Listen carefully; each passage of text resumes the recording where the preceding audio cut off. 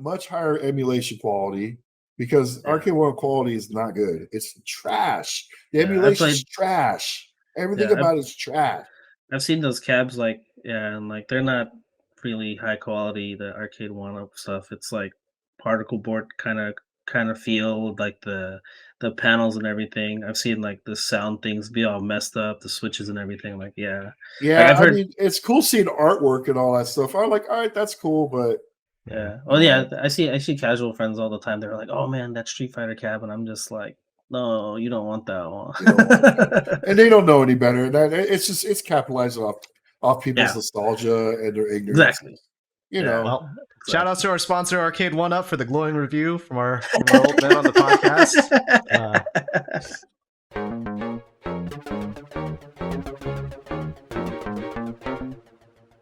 Hello, and welcome to the Absolute Guard Podcast. We're a competitive fighting game community podcast examining history and current events from the lens of the Arizona grassroots scene.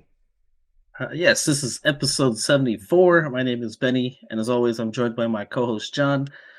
Today on the show, we have Sabre AZ, who is back again after a little hiatus.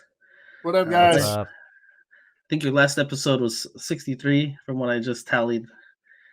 This is his 9th appearance, which ties him with King Hippo, aka Tanner, if you count all the absolute extras that he did with John. So sweet. Yeah, your little drink episodes and stuff. You haven't done those in a while, huh? Yeah, I was just thinking about that too. I was like, yeah, we haven't had just a drinks episode. I've had an idea for an extra in the future where like we go through individual like matchups from player to player. But I just have been lazy. That's basically it. It's kind of the story of our podcast recently in the last few. Yeah, we've been shooting from the hip lately a lot, and so we're actually trying to get back on the wagon because last week was our first show in a while. But sometimes when you shoot from the hip, that usually gives you the best content. Sometimes, it's true. It's more organic for sure. Yeah, I was gonna say it's more organic, less structured, and it's just like more free flowing. It's not like we got to have this guy on, and we got to do this, and blah blah blah.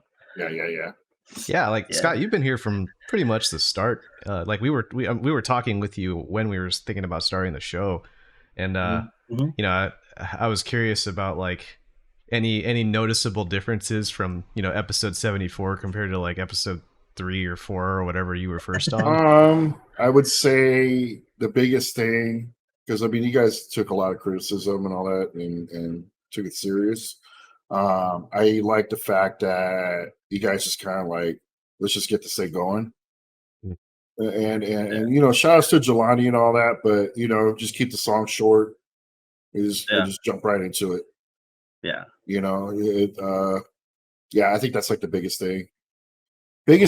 And then I think the other thing is having a little less dead space in the dialogue. I know it's kind of hard because you're on Discord. There could be that lag.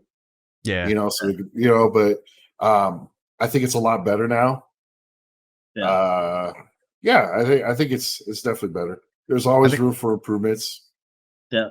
That's how I was looking at it too. Always room for improvement. I definitely think we've kind of grown it from a chemistry standpoint where like we know when each person is going to start and stop talking, and then that kind of lowers that dead space a lot. So. Yeah, you get a feel of it. Yeah. I mean, speaking of the biggest thing, what happened over the weekend was Capcom Cup 10 or X, if you want to call it. X. Capcom Cup X with the $1 million first prize. We had Uma winning with Jury, right? Chris Wong in second place with Luke, and then Gachikun in third using Rashid. What were your kind of general overall impressions with Capcom Cup there, Scott? Definitely surprised. I know there's a lot of talk on social media, like, how did you not know who this guy was? I was like, well, for one, he participates in the Asian stuff. I'm sleeping when it's going on. I don't have time to pay attention to it too much. So to me, he's not known like he is a Tokido or a Daigo or a Xian or Kakadu and all that stuff, right? He hasn't been over on the west to the western region, So to me, he's unknown. So he was not on my radar at all. Yeah. And he was amazing. Yeah. That's how I felt too. He killed it. Yeah, I thought so. my whole thing was, when we got the top 16, by the time we got there, I was like, man, I think Lashar might win this. And then Uma just 3-0'd him. I was like, never mind. Yeah. It might be this guy or Chris Wong. And then that's when it came down to those two in my head. I was just like, dude, once he 3-0 Lashar, I was like, oh boy, that's a problem right there. Yeah. But that's cool though. I think that's cool. It's not. I would have been happy with Lashar as well, just because. I would guess in this respect, Capcom Cup with its format, it actually succeeded. They wanted to get different names out there, and a different name won. Yeah, we had that discussion in the last episode with Maynard in terms of like the regional representation, the worldwide representation versus like having necessarily like the best players. And John brought up a good point that like the LCQ kind of satisfied that portion with the guys that came over to play. Yeah. It was kind of like and that was good, and it was good too. It was a good tournament. Yeah, because I mean I don't know, because like I think we talked about this like a long time ago, was in terms of like how do we equally represent the best players, or like a region like Japan, right, when they're a small country but like they're densely populated with like the best players in the world, right? It's hard for Japan just because they are so dense with top level talent. Yeah, they may not have like the best player but they definitely have the most dense talent, and that creates a really big problem. But I don't know how you really do it, because sitting on it and dwelling on it, for like the last month or whatever, thinking about this format and then watching it go through, it's like really what Capcom did wasn't really that bad of an idea, because again, you got to see different talent, you get to see some blow ups. You get to create some new storylines with these people that you never heard of. Like I thought Nero, also in Group F, did really great. Yeah. You would think I think he was destined to be last in that group, and he wasn't. He almost qualified. That was crazy. Yeah. That was really impressive. Stuff like that. Some played out exactly how we thought it would. You could definitely tell. You could definitely tell it also brought in players that were definitely outclassed. Yeah. For sure. You mentioned Lashar. Like that was he was part of the Group F, right? Yeah. I didn't know. I had no idea who that was, and he's from Korea. Yeah. And I remember looking after like the first day or two, and like he was undefeated, I think. And it was just like, I think everybody, if you looked at that group, they were looking at Ending Walker, they were looking at Mena, they were looking at Kaba, and they were looking at Angry Bird. And I personally, pool was messed up, dude. I'm sure 99% of the people on their bingo card had Mena and Angry Bird making it up. Yeah, exactly. Yeah. So that, like, I mean, that's like the group of death, like we've talked about, like that happens in soccer too. You have the three powerhouses in one thing, and you're just in like, one group. Yeah, one of these guys is going to be eliminated. So it's just like it's a matter of figuring out who. And then Lashar came in and was just like, well, one of you guys is going to join me. The other three are not. Yeah, and that created some good storylines. But like I said, also you did see in some of these other groups that weren't maybe as strong, and you got some of these guys that just kind of got steamrolled. You could tell they just weren't ready. They may have been the best in the region, but maybe the region still has work to do. But maybe that also motivates them, so next year when they try to come back, they can be at a totally different level.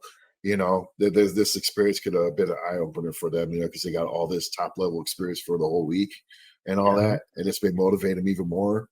Like I know, because like these guys that went like 0-5, like I felt bad for what's his name, Shadokin from Bangladesh. He wasn't even supposed to be there. Oh, he wasn't supposed to be there. Oh, you didn't know about it? Yeah. So he wasn't the winner. Yeah. There was a drama. There was some controversy where I can't remember the name of Cianique. He was the one that won, and apparently he wins everything over there. He's like the most dominant player in that region, right? Yeah. The problem was he didn't have a visa yet, and Capcom gave him until a specific deadline, like 20 days before Capcom Cup, to secure the visa. Well, you know how difficult it is to get visas, let's actually be explicit here. Is that for the folks in Latin America, South America, getting visas is like a months long process. And so specifically South America, they get screwed a lot, or Latin America compared to like Japan or Europe or anything like that. South America. Well, the gets Pakistanis had the lot. same problem, and the Pakistanis had the same problem for Tekken as well. Yeah. So that region over there is really rough too.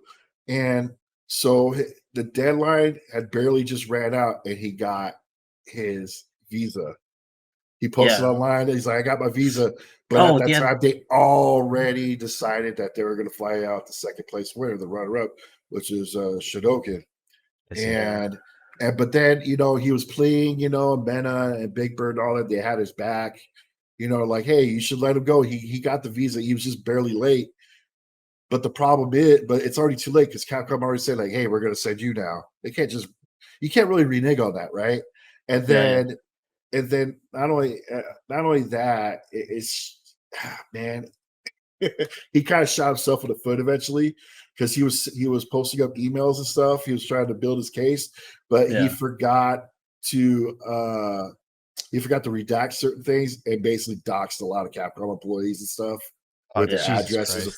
Yeah, he didn't need to do it. He was in a panic. He was in a panic. No one thought that he was doing it maliciously. He was just in a panic. He was in a rush trying to get stuff done. I've done that before too. I'm sure a lot of people have, didn't realize it. But yeah, he doxed a lot of people, and he's like, "Oh crap!" And I was like, "Well, yeah, that kind of just solidified it." Yeah. I mean, it's like it's the opportunity of a lifetime. Yeah, the opportunity of a lifetime for him, and it's just like I think you probably missed out on it, John, because you were on the kind of like the X hiatus or Twitter hiatus at that time, and that's where it was crazy. On. It was crazy too because he was on the news and everything, like Bangladesh, like yeah, he's going to fly, for $1 million. He was all over the news and everything, and he ends up not going. I'm like, that's really unfortunate. Yeah, and so I felt bad. So I felt bad for Shodokan because he didn't do anything wrong. Wrecked. Yeah, it wasn't. Exactly. No, he did nothing wrong, but he had a chip on his shoulder because he wasn't the best player for the region, and unfortunately, he went 0-5. Yeah, and he wasn't a bad player by any means, but you could tell he was a little outclassed. Sure, and it's just how it is. Yeah, you talking about that, like going back to the region and coming back next year, kind of like we'll see if some region mirrors like what Mena's done with like the Dominican Republic, right? Maybe they go back and they're just like, yeah, we need to improve, immensely. And Mena proves over and over again, you don't need a big scene to become very good. It's your dedication. And as long as you got someone else that's as dedicated you, in this case, like maybe Kaba or something, you got someone that's as dedicated as you, and you're willing to bounce those ideas off of each other and test and do things. Because from what I understand, I know Mike has said it and all that, and they play everybody. They play every character. So they can learn every matchup, like they're super dedicated. And it pays off. Yeah. He's literally... Oh, go ahead. I don't want to understate what Mena does for his local community, though, as well. Like, it's not as simple as, like, hey, it's like a group of 5 guys playing or something. Like, he actually spent his Capcom winnings on renting out, like, a big building in he does cool stuff. He does cool stuff. And that's what I was going to say. Like, he's literally investing in his scene. Yeah. And when I first met him, like, that's not just, like, monetarily, but also, like...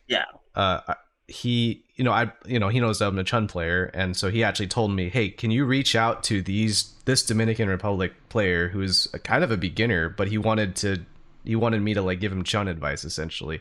And so he and I still have a relationship on X right now. Basilio, shout outs to you if you're listening right now. But like that's the level. It's not just like he's putting money into it. It's not just he's playing with a bunch of friends or anything. He's like actively supporting his scene. He's like cultivating that scene too. He is totally cultivating that scene. Yeah. It's amazing. It's hard work and it's well earned, I think, for the reputation that he has. He's a good dude. Yeah, I know. Before we went live, you were talking about how your problems at work and you're amongst friends now, and like you bringing that up, it kind of reminds me of this whole thing where it's just like you have managers that like want to like pretend like they know everything, and then you have guys that are like Mena where they're like, if I can't help you, I'm going to find somebody that can help you better, right? And that's kind of what I see with him reaching out to you and saying, I don't know how to play Chun, and I can't really help you with that. Talk to Porter John. This guy, I could vouch for him. There you go. Yeah, that's true. Yeah, so that's really cool to kind of see something like that. Like he's literally cultivating the talent in the scene and trying to level them up. Right, I think the Japanese are pretty good at doing that too. We just can't. We have a language barrier there. They're really good at sharing tech with each other. Like whether you're following them on Twitter or watching their YouTube videos. And I actually think we're gonna be entering a new era here where like language isn't as big of a barrier as it was. Like I can watch a Japanese player's YouTube videos now and have like Google Translate or like YouTube pull up the subtitles and actually translate the subtitles in real time. And then you actually have, you know, the YouTube pages like FGC Translated and all that stuff that really help. It really bridges that gap a lot. And I'm really appreciative of that because you get to see the mind of their play style. Yeah. You know, which is great. I had some comments on the tournament results as well. So like I think that it's really worth noting the trend of Capcom Cup being the rise of Asia, not specifically Japan, but like Hong Kong. I believe Chris Wong's from Hong Kong. Right. Lashar's from South Korea. Uma's from Taiwan. Shen's from Singapore, but obviously Shen's been around for forever. But Taiwan is also GamerB. Yeah. Yep. And that's another good example of a top player basically putting back into his scene. During the Street Fighter V era, he disappeared from the pro circuit in a way, but in reality, he actually took on the tournament organizer position, and that's when you saw like the rise of like Oil King and whatnot. Oh yeah, that's true. Yeah, and I also wonder, like guys like Lashar, does he take advantage of like that setup that like Infiltration has, that like lounge that he uses that for free? I don't know if you've seen that. I wonder if like I know he's a controversial figure. But I don't know. I wonder if I wonder what he's doing. If he's doing anything in particular with that scene. The other side is like we don't like the Asian scenes, and specifically they can play each other in a much cleaner way. Thing too. Right? That's so big. That's so big. So like I had actually heard of Lashar prior to the prior to Capcom Cup, just because I'm a Chun player, and like the general Chun community believes that Moke is the absolute best Chun Li. But Lashar is like up there, but nobody had ever seen him play on a big stage before. So it was kind of like, is he just an online warrior? But that's the key, is that he's an online warrior and he's playing these top players all the time. So you can find him on online YouTube. Warrior's legit now. Online Warrior's legit exactly. Now. You cannot discredit it anymore. Yep. Sorry, you just can't. Especially not in this game where the online's just way too clean. You just can't. And I had heard of Uma before too, but like I thought Uma was gonna get washed anyway. There's a little bit of bias. Like you see a player's name and there's no sponsor next to them, and so you think that they're one of those people that are outclassed. But by and large, it was really cool to see both Lashar and Uma, like, who are sponsorless. Or actually, no, Lashar had a sponsor if I recall correctly, but Uma at least not having a sponsor. And then I think it's made rounds on Twitter, like his journey as a player, where he brought like $300 to he's North got America. No money. Yeah, and he's like a big YouTuber that's true, fan. And if that's true, that's cool, because that's I mean that sounds like a person that needed to win. I think that's cool. I think that's cool. It's one thing if like say like Daigo, who makes really good money off FGC, even if he's not winning. You know, it's like he doesn't really need that money, but like someone that kind of does need it is struggling. I think that's cool. Yep. Yeah. $300 in LA, man. That doesn't go very far. No, I just the storyline was how short-sighted that was, and how he kind of managed to pull it off, and then suddenly he's got $1 million. I just hope that he takes Knuckle Dude's word of advice and don't be like him and not understand taxes. I don't know if you ever heard that conversation that he had a few weeks ago, like a month ago, where Knuckle Dude talked about that. I can't remember what he won, but he went on. He's like, "Hey, I just want to make sure you guys don't be like me. When I won my first Capcom Cup, I had all this money because he was only like 17. He's like, I didn't know anything about taxes, so he spent it all on buying a house, bought like his grandmother a house or whatever, and didn't know that he was going to have a 6-figure tax bill waiting for him." And it's just those typical traps, right? Because Uma, he's going to end up paying like $400K to Uncle Sam, easy. But it's not Uncle Sam in this case. That's the other like beauty of this. Well, this I don't know. Cup, right? But I'm being told it is because it's technically being run by Capcom US. Or something like that. Yeah, so I don't know. It's taxed in the area that it's been acquired at, as opposed to like in his home country. I think so. And then he's got to convert that currency to the Taiwanese. I believe I don't actually know the currency in Taiwan. Which I imagine it probably converts pretty well. For Taiwan specifically, probably it's probably going to be an easy. Either way, he's coming out big. That's enough to buy a home, a new car, and be comfortable. Yeah. You already or blow it all on VTubers. You just, I mean, you just solved two of your biggest stresses in your life. A vehicle and a home. Yep. So that's great. Yeah, but how much is 300K? Or like say he gets taxed 400K, right? And then you have 600K left. Like that's not actually going to sustain you for the rest of your life either. No, but the thing is, though, those are your two biggest bills you always have to deal with. Yeah, that's fair. So the stress is a lot lower.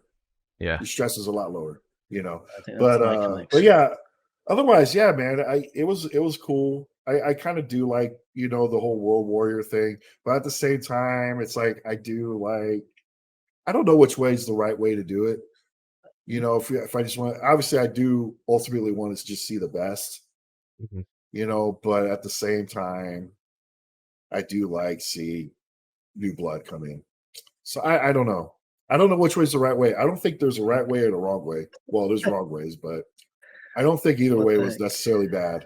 So anyway, yeah. So we were talking about the changes for this upcoming Capcom Cup. The Capcom CEO, I believe, just kind of came out and said, "Hey, we're going to put another $1 million in," and then waited for everybody to applaud him. Yeah, exactly. Hey, you know what? Hold on. Let's back this up just a few seconds before that happened. I think I know what you want to talk about. Yeah, I know you know what I want to talk about because it was fucked up. It was fucked up. Like, do you think he got confused when he went to Chris Wong, thinking maybe he just won or something? Oh shit! You think so? And then realized in the middle of the conversation, oh wait, I'm talking to the loser.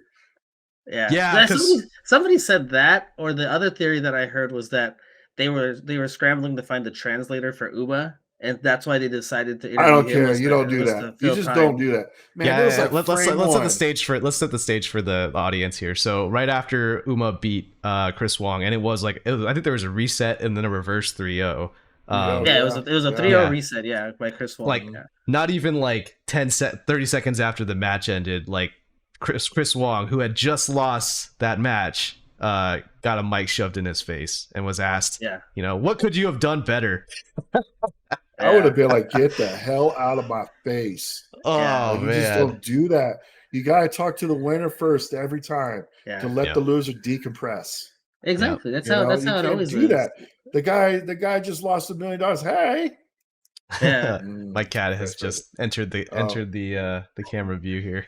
Yeah, I don't regardless of what the reason was that they chose to interview Chris Wong. I mean, they could have easily just been like, hold on, we're looking for a translator for Uma, and just stopped it there. Like people would understand, just right? Waited. You don't have to be like, you know what, in the meantime, let's get second place over here. Like it was so awkward, and I was just like, all I did is like I just shake my head. I was just like, oh my god. I remember face palm, dude. That was so. I was talking with a friend. I was like, "That's fucked up," but that was so bad. It is nobody does that. No, but you know what? That. No, but it's not the first time I've seen this. I've seen this happen before. I don't know if it's a Capcom Cup or whatever. I remember another major or two that's this happened, and I'm just waiting for the one time where a dude's got out the balls and just say, "Get the fuck out of my face." Yeah. Oh no, I think they do that. Didn't they do that at like Kumite? Like after like the matches. Don't they sometimes interview the losers? Oh yeah, Gutex would just shove a mic in your face and be like, "Hey, I'm Gutex. This is more about me than you, but how does it feel to lose?" Oh man. One thing I think is worth commending in that entire situation is Chris Wong did actually give some really solid ansers, and he handled himself well. I thought he did. Good on him, man. He did struggle if he was like first, because he was trying to get his words together. You know what, Scott? They were scared of dead air. They were scared of dead air, just like they're rookies compared to the Absolute Guard podcast. We've mastered not having dead air. That was. I just wanted to throw that out there because that happened right before next topic. Yeah, So yeah. I mean, you can put out tell with the language barrier too, right? The language barrier plus just losing that biggest match of his life for that amount of money, and it's just like definitely did not end well in that sense. But the last thing I wanted to touch on with Capcom Cup was, yeah, you talked about the $1 million first prize for Capcom Cup 11. Um, I'm really wondering like if the total prize pot's still going to be like the total 2 million, like. That's No way. I don't think so. I don't think it will. Yeah. I think it's going to be a bill for first, and then it's going to be smaller going down. But I think it's maybe more balanced. Yeah. But Yeah, I I think don't you're know. going. It's I just think like, you're. I think you're going to see a bigger drop off though. yeah. I think they're I going to mean, be I like understand. 1.5 I or understand from like something. a corporate, like a business perspective. Like that's the marketing angle, right? And you're like, we're awarding $1 million, right? Versus the Yeah. the people saying we have $1 million prize pool, and then everybody's like, well, what's first place, right? Yeah. Because the way I look at it is, well, first of all, I was surprised that they announced $1 million again, Mm-hmm. because the way I look at it from a business perspective is that they've already got their casual sales for the most part. Mm-hmm. Hitting their 3 million at full price, pretty much. Yep. That's where they get the bulk of it now. It's like, yeah, you still get casual people, especially when you re-release the game like you will like Arcade Edition or Champion Edition, when they come out Yeah. with a new physical one, you'll capture some more. But like now now it's mainly the hardcores playing, and they're the ones sucking up the DLC and all that Yeah. stuff. But it just shows to me, them doing this tells me that they really do believe in this product. Yeah. And I think that's cool. Yeah. I see Because that they could have too. just easily went down to like first place 200,000. Yep. And they're sticking with it. And I give them a lot of props for that. Yeah. We Agreed. we Like are. I know some people like initially too. I was kind of skeptical if they were going to do it again for the second year, because like I feel like a lot of people were kind of forcing themselves to play this game because $1 million is on the line. And it's just like, you saw it on Twitter a lot of the time, like, I hate this game, but blah, blah, blah. I'm going to continue to play it. And I'm just like, why? And just like, You know why? You want to know why they're like that? Is because there's so much pressure now. Yeah. And the game, I think everyone loves the game. It's just that they're getting so frustrated because they want to be the best so bad. Yeah. Yeah. Because they want to win that millie. And now the competition is higher than ever. Yeah. You don't just got to worry about Japan now. Yep. Yeah, got killers everywhere now, man. Yeah. So What one were you thing I gonna say, wanted to John? talk about, as far as like the money goes, right, is that Scott, your point earlier about how they got the casuals money, right, because they bought the game at launch. But Mm-hmm. the thing that is different than Street Fighter V is that like this game does have like actual microtransactions in it that are likely more successful than 5, guaranteed more successful than 5. So like they're gonna get another $40 out of us next year when the next season pass comes out, right? Oh, sure. And then they're gonna get like, and we don't even know how much money people are spending on fight coins to get all those avatar things, or all the stickers and all the other bullshit that shows up in the battle hub. Like I haven't seen any data published on that, and I don't think they're ever going to publish that. That's part of the beauty of a game as a service. But like it wouldn't surprise, like maybe that's where a lot of this money is coming from for the 1 million and why they're able to keep it going. Because like, again, I just think that the intake, or the continuous intake of money for Street Fighter 6, the opportunity for that is significantly higher than pretty much any other fighting game on the market right now, outside of maybe Tekken 8. Yeah. So we may just good point. Like I maybe they'll announce 1 mil for Capcom Cup 12 as well, the one after this coming one. Maybe this game has it's not just belief in this product, but maybe it's also like this product is continuing to still deliver a fair amount of profit for them, and maybe one day we'll even see those numbers. But it's not as simple as they buying and selling copies anymore. It's not even as simple as buying and selling season passes even anymore. You're right.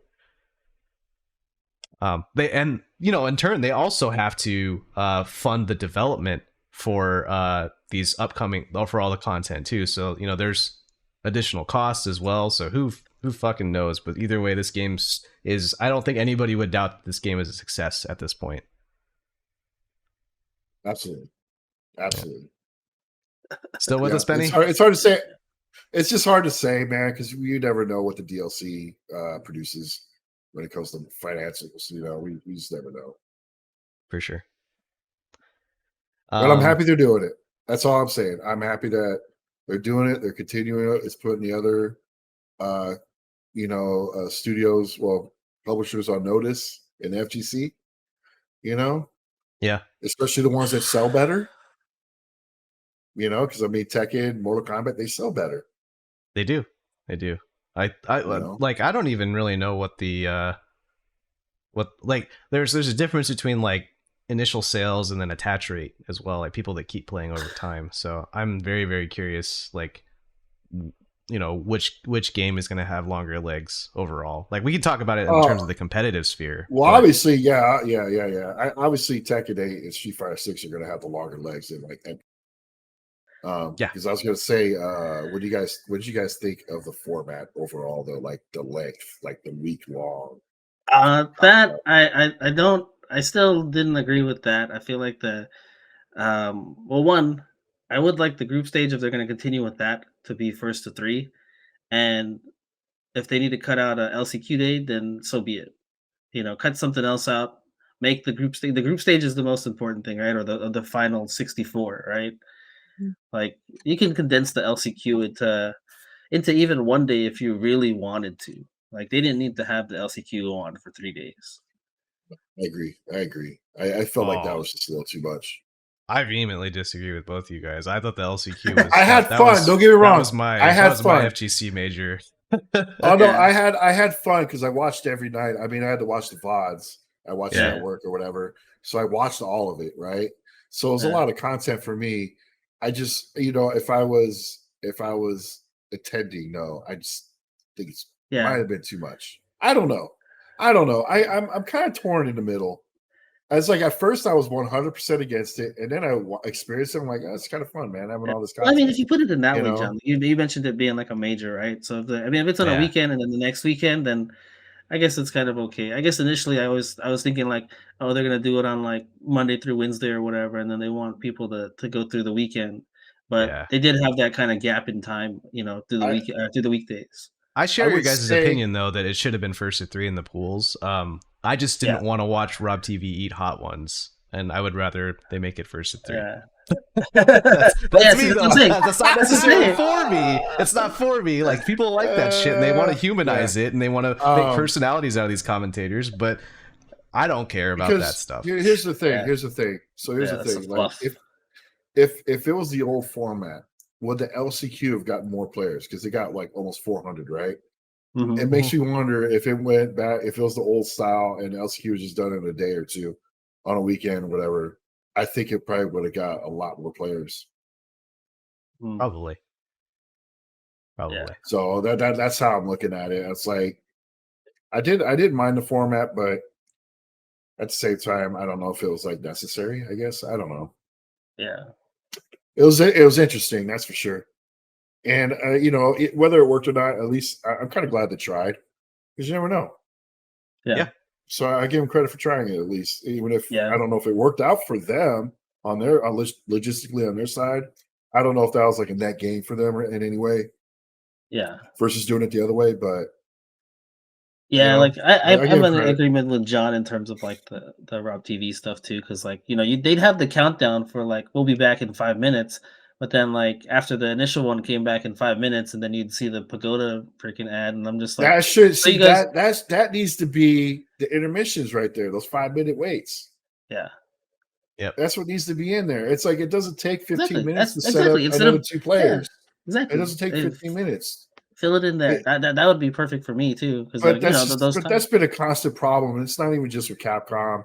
You're seeing it with the Tekken World Tour. You see it at the Arc Sys. You see it with all of them. It's not a Capcom thing. It's just what the whole scene does. And I do get it. Okay, I do get it that commentators need a break and all that stuff. But I'm like, I don't know. It just seems excessive. I think this is past the like practicality of like, because we're thinking about it as like tournament organizers even, or event organizers, but that's what I was gonna there's say. The other side of that. Like this is a marketing thing too, where they deliberately are trying to build a brand, and these personalities that they have as analysts or eating hot ones, like those are that's part of creating that brand for the future, so people will Which tune I don't in have a for problem with that. You know, my problem is just that 5-minute wait where you see the countdown every like hour. There's a countdown and nothing's happening. Yeah, there's nothing really happening. I did you watch it on YouTube or Twitch? I was watching on Twitch when I could. It's on YouTube. I prefer to watch on YouTube. Like I think that they actually air like the platform specific. They were they right? Oh yeah, because on YouTube they just had the 5-minute countdown and it's just playing the random street. It's playing the new Monster Hunter trailer and then the Ed trailer. That's all it's doing. Yep. Yeah. Which, but like Twitch is going to show you like Capcom Cup. Yeah. Well, I'm also on YouTube Premium, so yeah. So you're not getting those ads at all. So maybe okay, that's fair. I wasn't really thinking about that. Yeah. Well, no matter what they're going to get you, though, you're still going to get ads. You're going to get Capcom ads instead, but that's the cover up. That's also why. But that's also why I don't have to watch it live. I could just like skip through everything. Oh, I hella do that. Yeah, I do. I watch an 8-hour stream in like 3 hours. Yep. Nice. So much downtime, bro. Yep. But anyway, I liked it. I liked it. I had a fun time watching it all. A lot of hype stuff going on in there. A lot of Lukes. A lot of Lukes.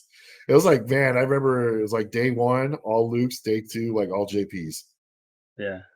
Yeah. There's a lot of Luke Ken matches in some groups too, and just like Yep. Luke Guile, Luke Ken, Luke JP. Nature Luke the DJ. Beast. Yep. Didn't see any DJs till the second day of LCQ and all that. And I was like, man, where are they? Like, did he fall off? And then the next day I was like, okay, there they are. And I was like, maybe they are already qualified because Fudo and Shin and all that were already in it. Yeah.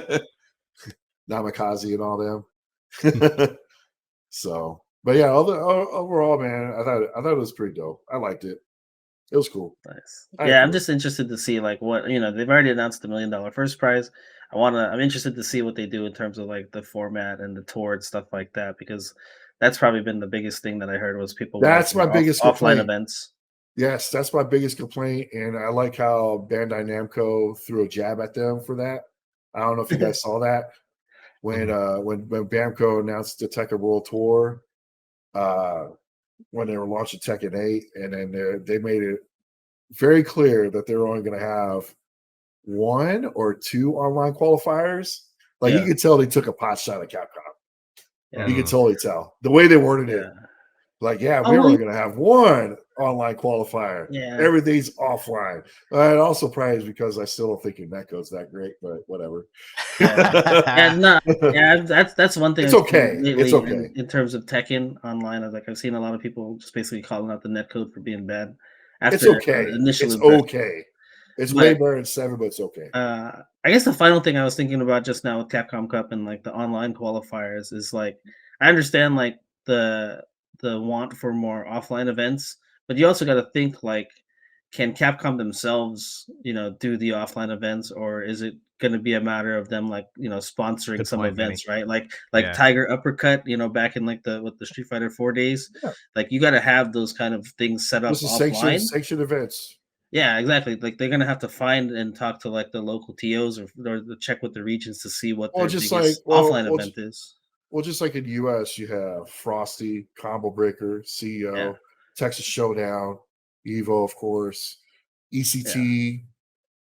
You got a lot of events just in the US, and I'm sure there's plenty overseas. And it's we're cherry picking. That's like the best region for majors, right? Compared to like Africa, right? They have that's one thing. Yeah. That's one thing that the U.S. has over every region is the amount of big tournaments. Yeah. Granted, they've fallen off a lot over the last few years, but there's not many left. But I think that's kind of a good thing. Honestly. I think we might be looking at it from the opposite, like the wrong end here, where it's like maybe it's not that Capcom excluded all the offline events, and more that all the offline events died with the pandemic, and they're coming back, but not in the worldwide sphere that they were looking to capture. Like they're not gonna be there's not gonna be an offline event in South America, or many of them in South America, right? Plus, they had a lot of faith in that online in this game. They definitely have. They Yeah, put they a do. lot of faith in it, and rightfully so. 'Cause It's fucking good. good. It's really good. It's good marketing too. It's like you can enter. Anybody can enter if you have an internet connection. You know. Yeah, which is great. You know, It's just the product itself is really soulless to watch because we're watching CPT US Brazil or 2, and it's vicious talking in my ear over and over again. Seeing the crowd, and all that. It really adds to it. Yeah, you know, seeing the crowd go nuts, it does add to it. There's just a different factor altogether. Watching the players go nuts, pop off, or whatever, seeing the emotions and all that is you need more than just the commentators to be able to convey that message. Exactly. Yeah. So hopefully they'll find a better balance. I like having all the online qualifiers and stuff. I'm 100% for it. We only had like 3 offline, 3 or 4, and that's grossly unbalanced. That's just not even. Yeah, I'm not saying it has to be even. Yeah, I'm not saying it has to be even, but there definitely needs to be a little more offline. I'm saying that the offline events have to exist for them to do that, though, and I think that's true. Hopefully, this coming year, like now that we're all like venues are starting to charge more, like Evo, you know, like maybe everyone's coming back, so maybe there'll be more to choose from for on the Capcom side to actually have offline support. Yeah. I don't know, man. We'll see, but I agree. Like, there could definitely be a better balance of that because, like, I definitely see, like, you know, I was never able to kind of travel to those offline events, but I could definitely see, especially in the US, like that was a big thing. I know they know about it. I know they're aware, and I'm sure this one, I think they're gonna do better. I think they will. They're gonna strike a better balance for sure. I 100% believe that.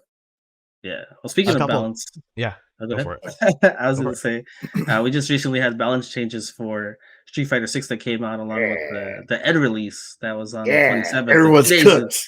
2 days ago, and so I guess we'll talk about Ed initially, and then we can kind of delve into like the balance changes. So, we'll start with John. Like, what were your initial impressions of Ed?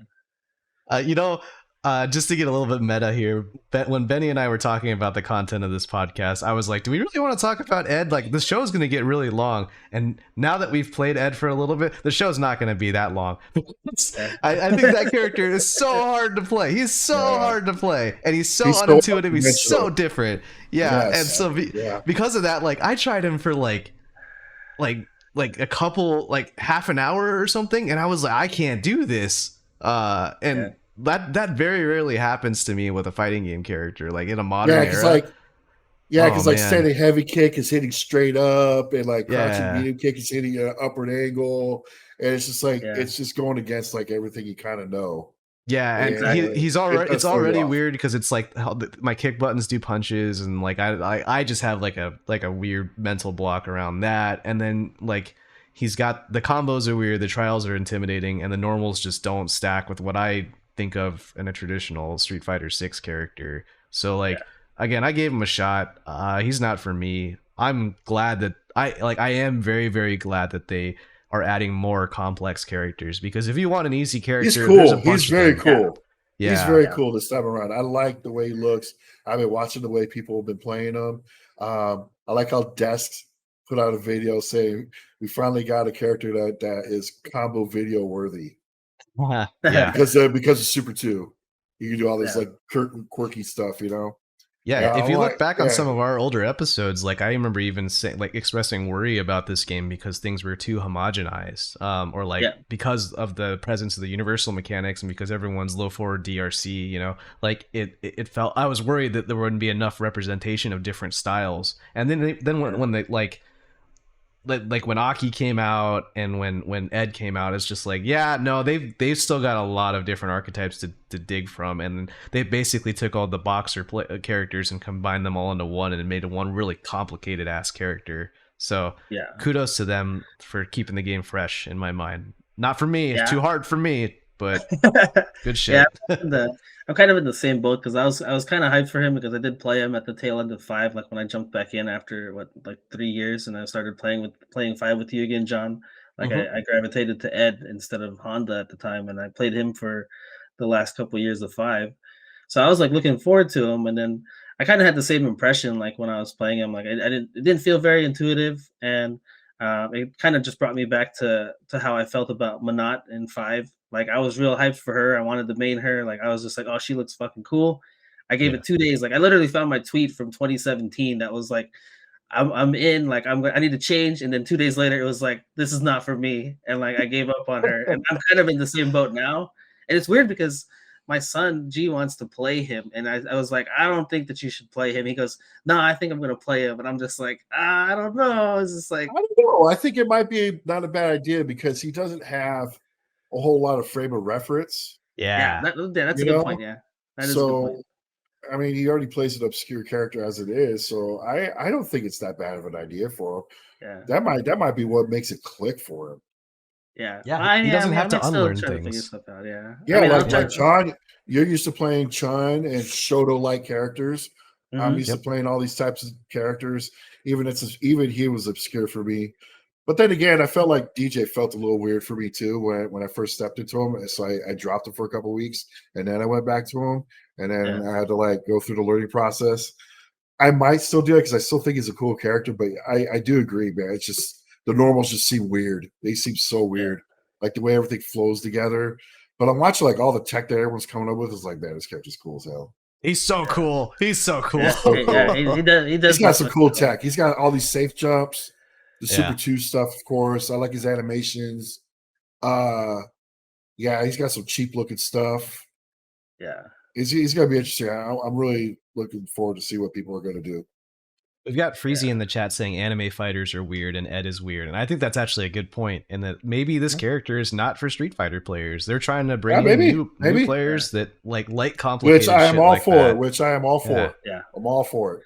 Yeah. I'm all for it. I'm all for having a more diverse cast that do different things. Yeah. Absolutely. 100%. So love it. I love seeing it. Yeah. Well, speaking of the cast, what did you guys think about the balance changes that they've kind of put into place as of right now? So right now, this is kind of like the appetizer to the season 2 changes. Like these are not the big changes that are coming. This was basically them saying, "Hey, we're going to tune a couple characters, mainly Ryu and Jamie, and then I guess kind of nerf some others in terms of JP and Luke is what seemed to be the general consensus with what they did." So what did you think so far of the balance changes they've done, Scott? So I've played against all the characters that have gotten the changes aside from Jamie. Oh. So I played against Vaya yesterday. Ooh. And he was using Ryu. So I got to experience some of the Hasho changes. Definitely got a little bit different of offensive routes now. Hey. And I thought it was interesting. I think Ryu. I think Ryu's going to be a little better. I'm seeing like people come up with new damage routes, like high damage routes. So that's cool. I'm all for that. So I think Ryu's pretty good. Jamie on paper looks like it's hard to say like where he's going to end up with this minor patch in the current meta, but but I noticed like when he throws in the corner and he still drinks from the throw, he can still dash in and be play. I mean, he's pretty good at, he always drink when you got him cornered. But and then I do like the fact that SA2 he retained when it runs out, he retains the amount of drinks he had before. That was always my downside of using him back when we played him in the beta. And I was like, because remember, John, we had a conversation, we felt like his Super 2 was worthless. Oh, because because we would do it. It was like, man, I have 3 drinks, but I want to get the 4, but John won't let me get a 4th drink. So I'm just going to pop this super, and I'm at 4 drinks, and I lose it, and I'm back to 0. I'm like, that's bullshit, dude. So that's a great change. That's a great change. So now that Super 2, even though people found great uses for it, don't get me wrong. It really elevates that super massively. I think he's going to become much more of a threat now. So I think he's okay. I think he's going to be okay now. I mean, until season 2 hits. Now the rest, the losers of the patch, I think are after thinking about it and then playing against it, I think are a little overstated.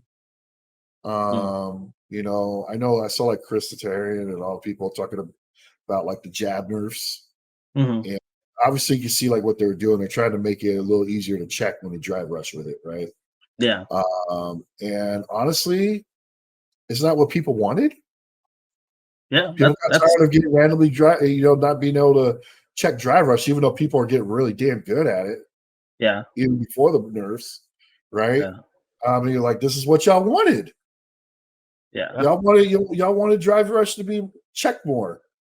Yeah. Well, I mean, instead of random, and or neutral skipping, or as they like to call it, whatever, I still think it's good. It's hard for me to say like how different it is because I don't think DJ's the greatest at checking drive rushes and capitalizing. I mean, off of crouch medium kick, it's pretty good, but doesn't get much off of it. It was already pretty decent, but I still think it's fine.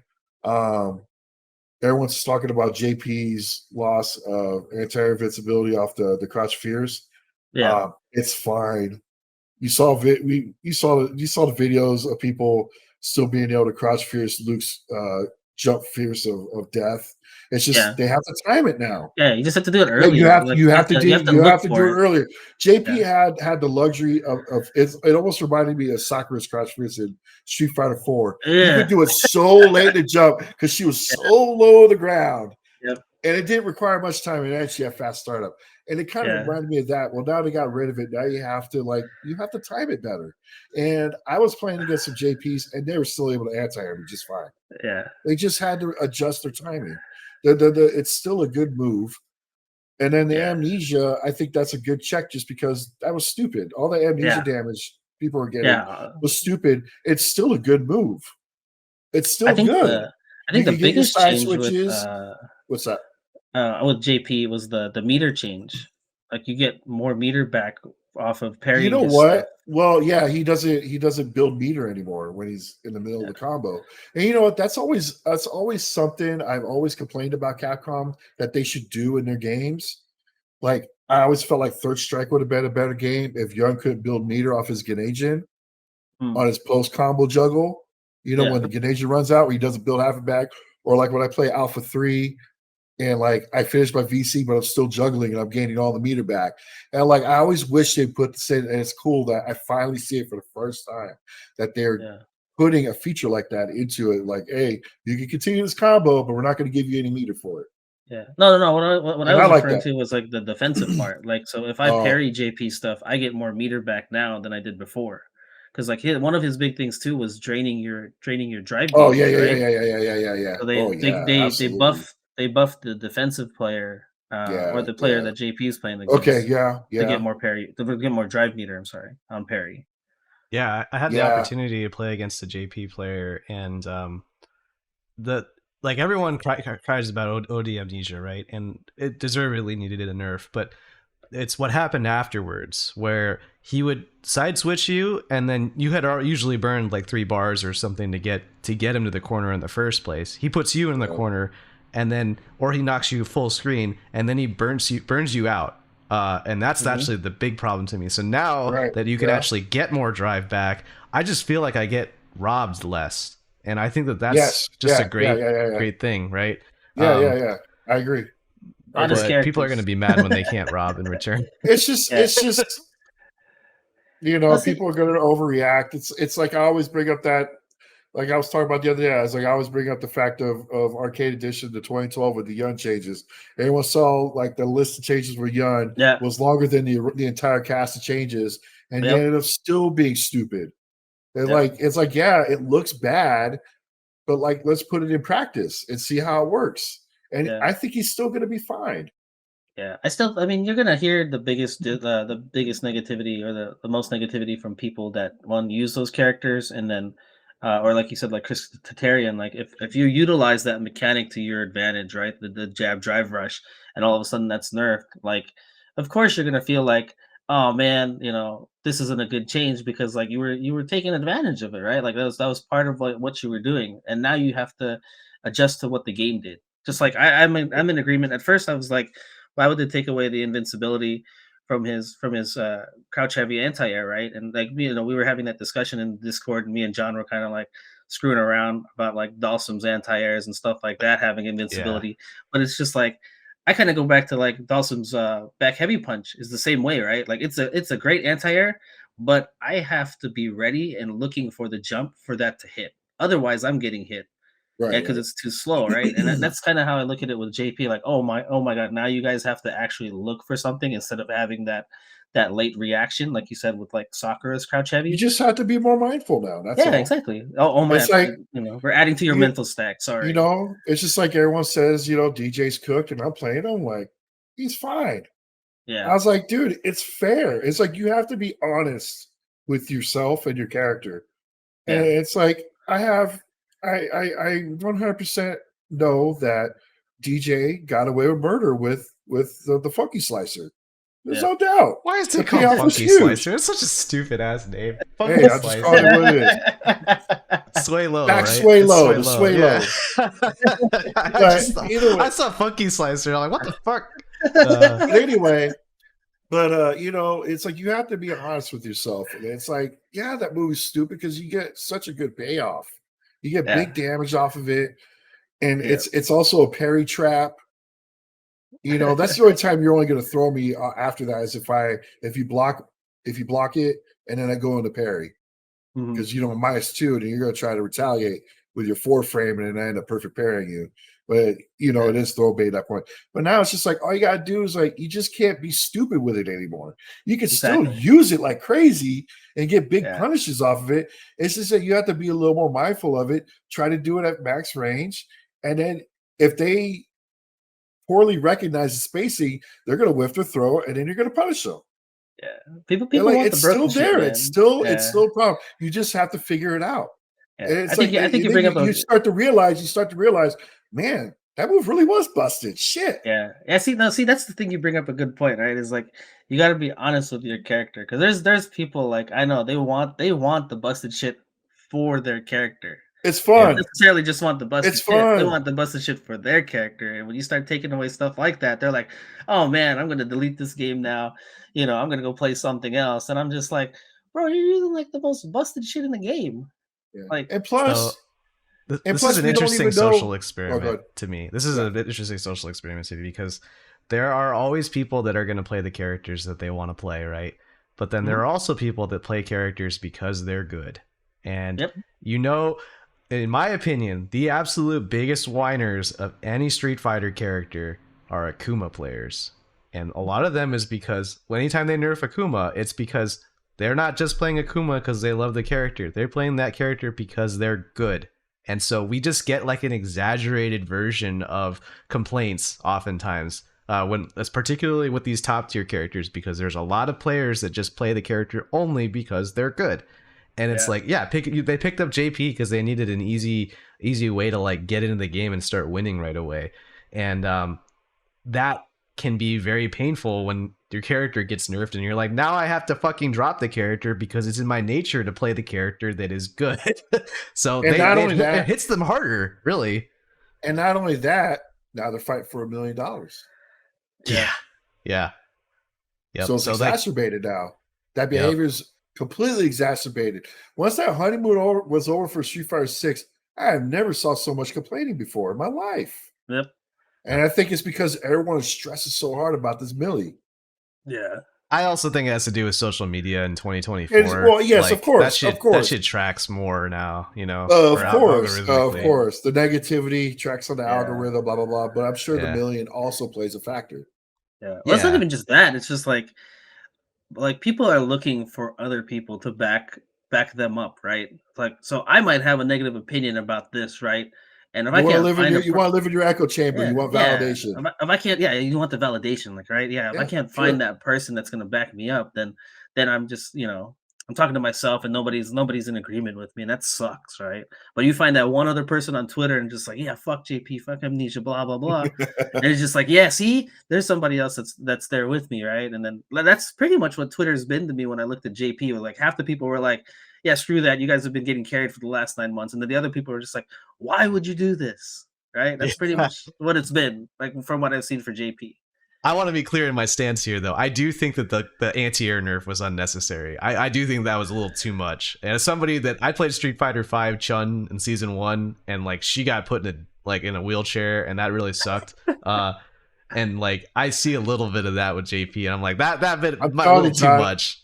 I'm telling you, John, give these JP players some time to readjust their timing, and they'll be anti-air you again in no time. It's just that they're not going to get it so fucking freely anymore. That's fair, because while I got to play against a JP player, I remember talking shit the whole time, being like, you gotta learn how to play the game now, motherfucker. So like I'm kind of on both sides. Like I'm happy that he got nerfed, but to be fair, I'm empathetic at the very least. That but sucks. to be fair, and we talked about this before, why does Luke get to keep his invul on his crouch fears? Oh, he doesn't have invul. He just doesn't have a hitbox on there. It's fucking. I thought he has invul too. I thought he had invul. On there's no green. There's no green invul box. No it's green just nothing. It's just blank. Yeah, that's right. His head doesn't have a hurt. But we also don't know. But we also don't know what's coming in season 2. That may already be there. Yeah, it's just they want to get rid of the egregious stuff right now. Yeah, I think they're testing. I think they might actually roll back that anti-air change for JP specifically. I think they need to they put it out there and then see like, hey, is that too much? Okay, I think they can strike a balance. They just pull down the hurt box just a little bit. Yeah. Don't give them the invul frames. I don't like that. I don't like the invul hurt box. I don't like that. Just make the hitbox better. Just make the hitbox better. Just make the hitbox better. Yeah. It's like all you had to do is just lower that hurt box just a little bit. Yeah. I don't play a character with air invul moves. Like, fucking take it away from Dawson too. Fuck you, Benny. I didn't even know to be fair, I didn't even know they were in the game until I saw that. I didn't even know. Yeah, I was pissed. I'm like, what the fuck? How come he gets that? I was like, wait, that's in the game? Anti-air. You have a DP. Yeah. No. My DP's way harder than you think. Look, back strong. Well, I played Ibuki and I didn't have an invulnerable DP back in my day. Like the episode is titled "Old Men Yell at Clouds," so we're gonna do this. Like my DP wasn't even anti-air invulnerable with Ibuki, and I had to do it extra early to beat dive kicks. And then my back strong, where she got all that cool juggle shit. There was no air invulnerable shit there. Fucking privileged ass Benny and his big ass green hitbox. Sorry, that's always been Dawson though. That's always been Dawson. Dawson's never had invulnerable anti. Oh, I know. Well, he's always had pretty much unstoppable anti-air. So wasn't his jab? Wasn't the jab in 5? The jab in 5 had head invincibility. I thought. God, go play Alpha 3 and just smash your face on the buttons, and it'll probably anti-air. Like everything anti-airs in that game. Yeah, I think this is the first game that actually has air invulnerable moves. I had no idea. I actually genuinely don't have an issue with that. I think that that's one of the best parts of Guilty Gear, in my opinion, is that you have an anti-air button and it works the way that you want it to. It's like a social contract with the game. If this is your anti-air button, press that for your anti-air button. You don't have to guess on whether or not it's going to work. So good for you, Benny. You benefit from that. I wish I had one. Otherwise. I just wanted to say though, otherwise, I thought this was a good patch. Yeah. I thought it was a good patch because, especially Luke and stuff was kind of running away with it a little bit too hard. Yeah. Just a little bit. And that crush medium punch was a killer. And it's minor. It's not even that big of a nerf. He needs more. He needs more. He needs more, but it's just like let's just do it light just to keep him from running away with the show as much as he is. That little change could be enough to it'll pump the brakes just a little bit, not enough to where you're not really where it's gonna change his game plan. It's just enough to be a little more mindful. You're not just gonna go me and punch. Yeah. Well, I mean, you talked about Luke keeping the crouch heavy or whatever, and why be good here in our chat brought up a good point. Like, I mean, he's the new player-friendly character. He's the protagonist of the series now, right? Versus Ryu, being the guy in the past. But I don't know. It's like I still never liked that decision. But I mean, after seeing how he was added into 5, and then him being the face of 6, like I mean, that's just what it is. Instead of Ryu, like they're bringing him as the face of Street Fighter 6. Mm-hmm. But I mean, even Ryu though, like Ryu always ends like in modern Street Fighter, minus this one. Ryu always ends up being the best in the game in season 1, and then they dumpster him constantly throughout the rest of the game. Like he was great in vanilla Street Fighter 4, and then he was irrelevant by the end of it. And in Street Fighter 5, he had a dive kick, and he was irrelevant by the end of it. Street Fighter 3 as well. Yeah, it's like New Generation. He was busted. New Generation, Second Impact, he was really good, and at Third Strike, they nerfed him into the ground. He was still okay at Third Strike, but he was like borderline top tier, if not really close to top tier at Second Impact, because he got 2 Denjin meters. And then he was really good at New Gen, but at Third Strike, they're like, not 1 Denjin, and then I don't know, make it really hard to combo. So yeah, he's always gone down. It's always gone down. Maybe we're seeing a different Chen now, because like now he's got the buffs and like we're gonna see. That's gonna be so annoying, dude. Just hot Shogekis constantly. I know, I've been parrying them, so like I played Chase after the you can't parry them. They are still parryable, so I kind of just you could be like Tokido. You just be Tokido, just like I gotta say that was really impressive with Tokido against Luke players. He was destroying those sandblasters. Perfect parry, fierce. Oh, dude, so good. So good. In a corner carry. So I could see that happening to Ryu. I went to the lab right after I saw that a couple of Tokido matches, and I'm like, I want to do that. And then I did it, and I'm like, I'm so cool. And then I can't do it in a match like Tokido. And no one else is really doing it like he was. No one else is doing it like he was at all. Yeah. It's crazy. Anyway, sorry. Anyway, no, you're good. You're good. I think that was great. I wanted to talk about Chun-Li nerfs too, just because I have a bias there. A couple. Well, no, I want to talk about 2 characters that we haven't talked about yet: Chun and Ken. So for Chun first, that's the easy conversation. They increased the hurt box on her jab, which I'm actually kind of confused about what it's for, because everybody started talking about drive rush jab. Because Chun, you don't really think about drive rush jab with Chun. It's not as good as everybody else's, but it's still pretty good because her jab is so good. But a couple people asked me about it on Twitter, and fundamentally it's there because Chun-Li's jab was pretty dumb. You could mash it through strings that people would do that would work on everybody else, but not on Chun. So I think that's perfectly fair and in line. The other nerf is that they added damage scaling onto air legs, which is also pretty okay, because air legs is absolutely a ridiculous move as in this game, in the context of this game with throw loops in it.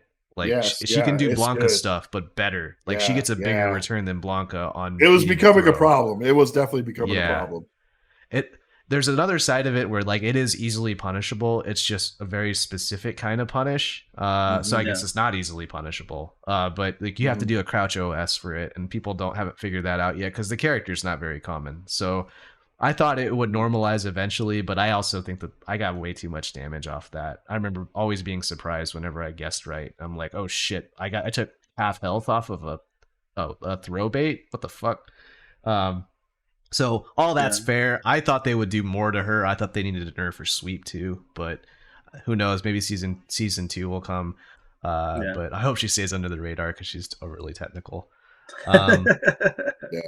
And then with Ken, they nerfed Ken's. Actually, they nerfed Ken's throw. But I actually was talking to it's like the beta.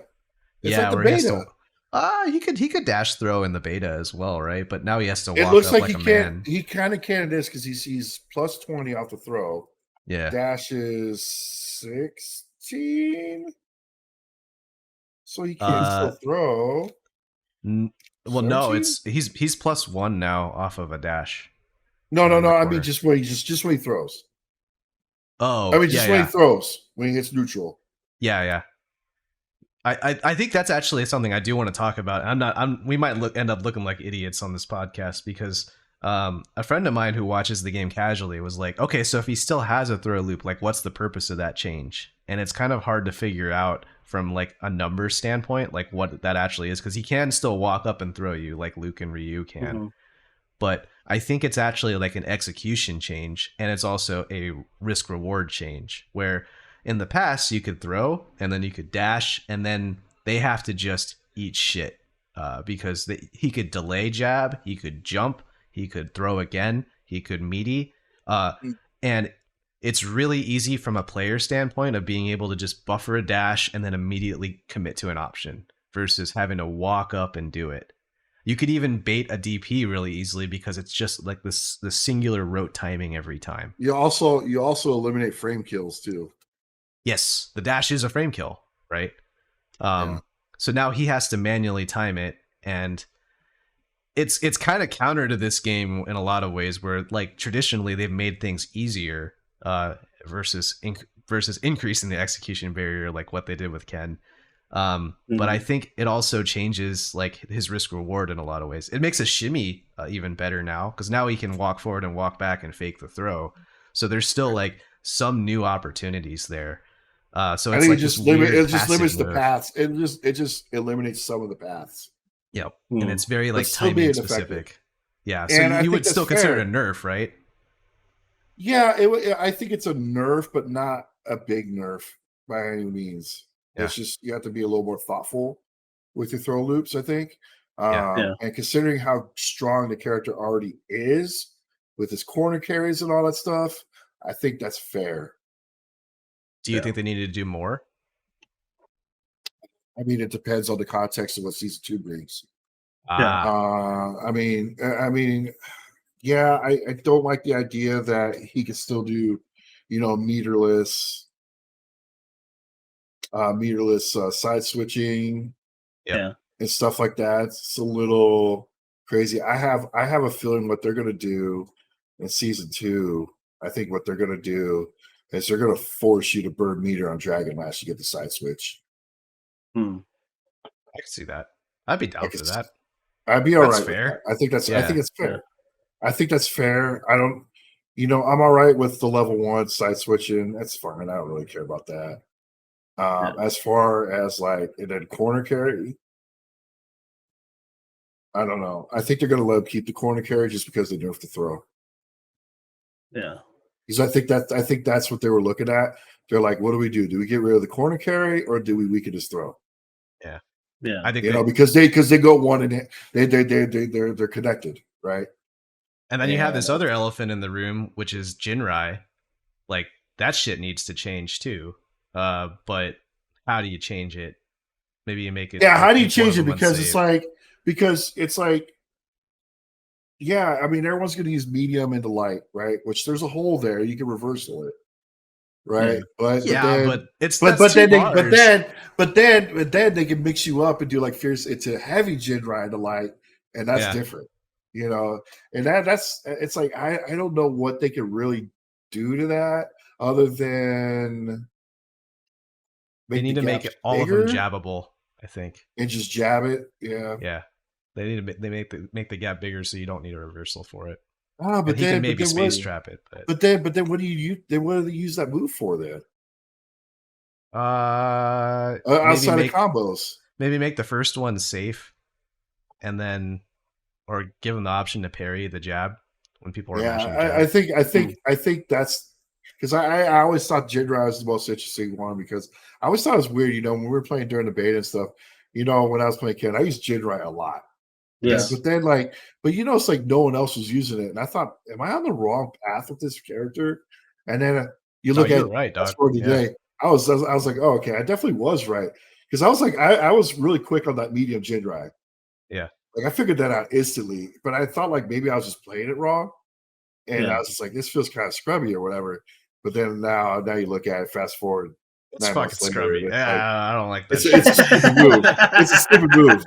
I thought, well, no, I didn't think it was going to last. Yeah. And then I was like, I don't feel like this is the right way to play him. But the move feels so damn good. Like you thought we would find a counter as a community at some point. Yeah, right? yeah. And then we haven't. And you wrote all those notes down. I remember you made all those notes, and it didn't fucking matter.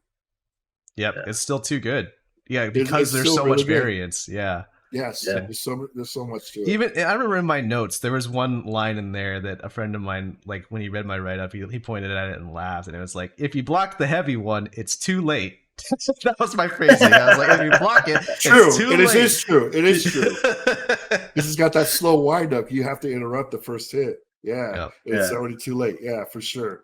Yeah, or maybe they make it so you can't vary the timing as much, so it makes it more consistently perfect carryable. I don't know. But I think that shit needs to change. I think he and Luke didn't get nerfed enough. I thought JP got nerfed too much. Yeah, I mean, like And you said, I mean, this is the appetizer to what's going to come. Yeah, Likely, yeah. I think when Akuma there. releases, like I think it's going to be the same thing. When Akuma releases, we'll get the season 2 patch. Oh, well, we know what's going to happen. Everyone's going to drop Ken and go to Kuma, and Ken won't matter anymore. Can you imagine if Akuma's not good though? Like if he's like Oh, mid tier, if he's mid tier, people are gonna bitch so much, That and they're just gonna go back to Ken. That has never happened in the history of Street Fighter, and I don't see that ever. Street Fighter 5, dude. Street Fighter 5, Akuma came out, and then everyone just bitched about him not being any good, and it took Tokido like winning. Yeah, it took Tokido winning Evo to actually make that happen. Because he was so different. Because he was stubby. He was stubby, yeah. But guess what? Everybody was stubby in that game. Tough shit. There you go. There you go, dude. He's always top tier when he first comes out, dude. Always. It's just because it's just Akuma. It's just in the nature. It's his kit. Yeah, exactly. You know, air fireballs and all that stuff. Just having air fireballs in itself is a problem. Yeah. You know. Speaking of air fireballs, like there wasn't anything done to Dawson really, other than kind of like corrections to some stuff that I didn't even know was really happening. But I guess it was, which is fair. I think it's fine. I think Dawson's in a pretty decent spot.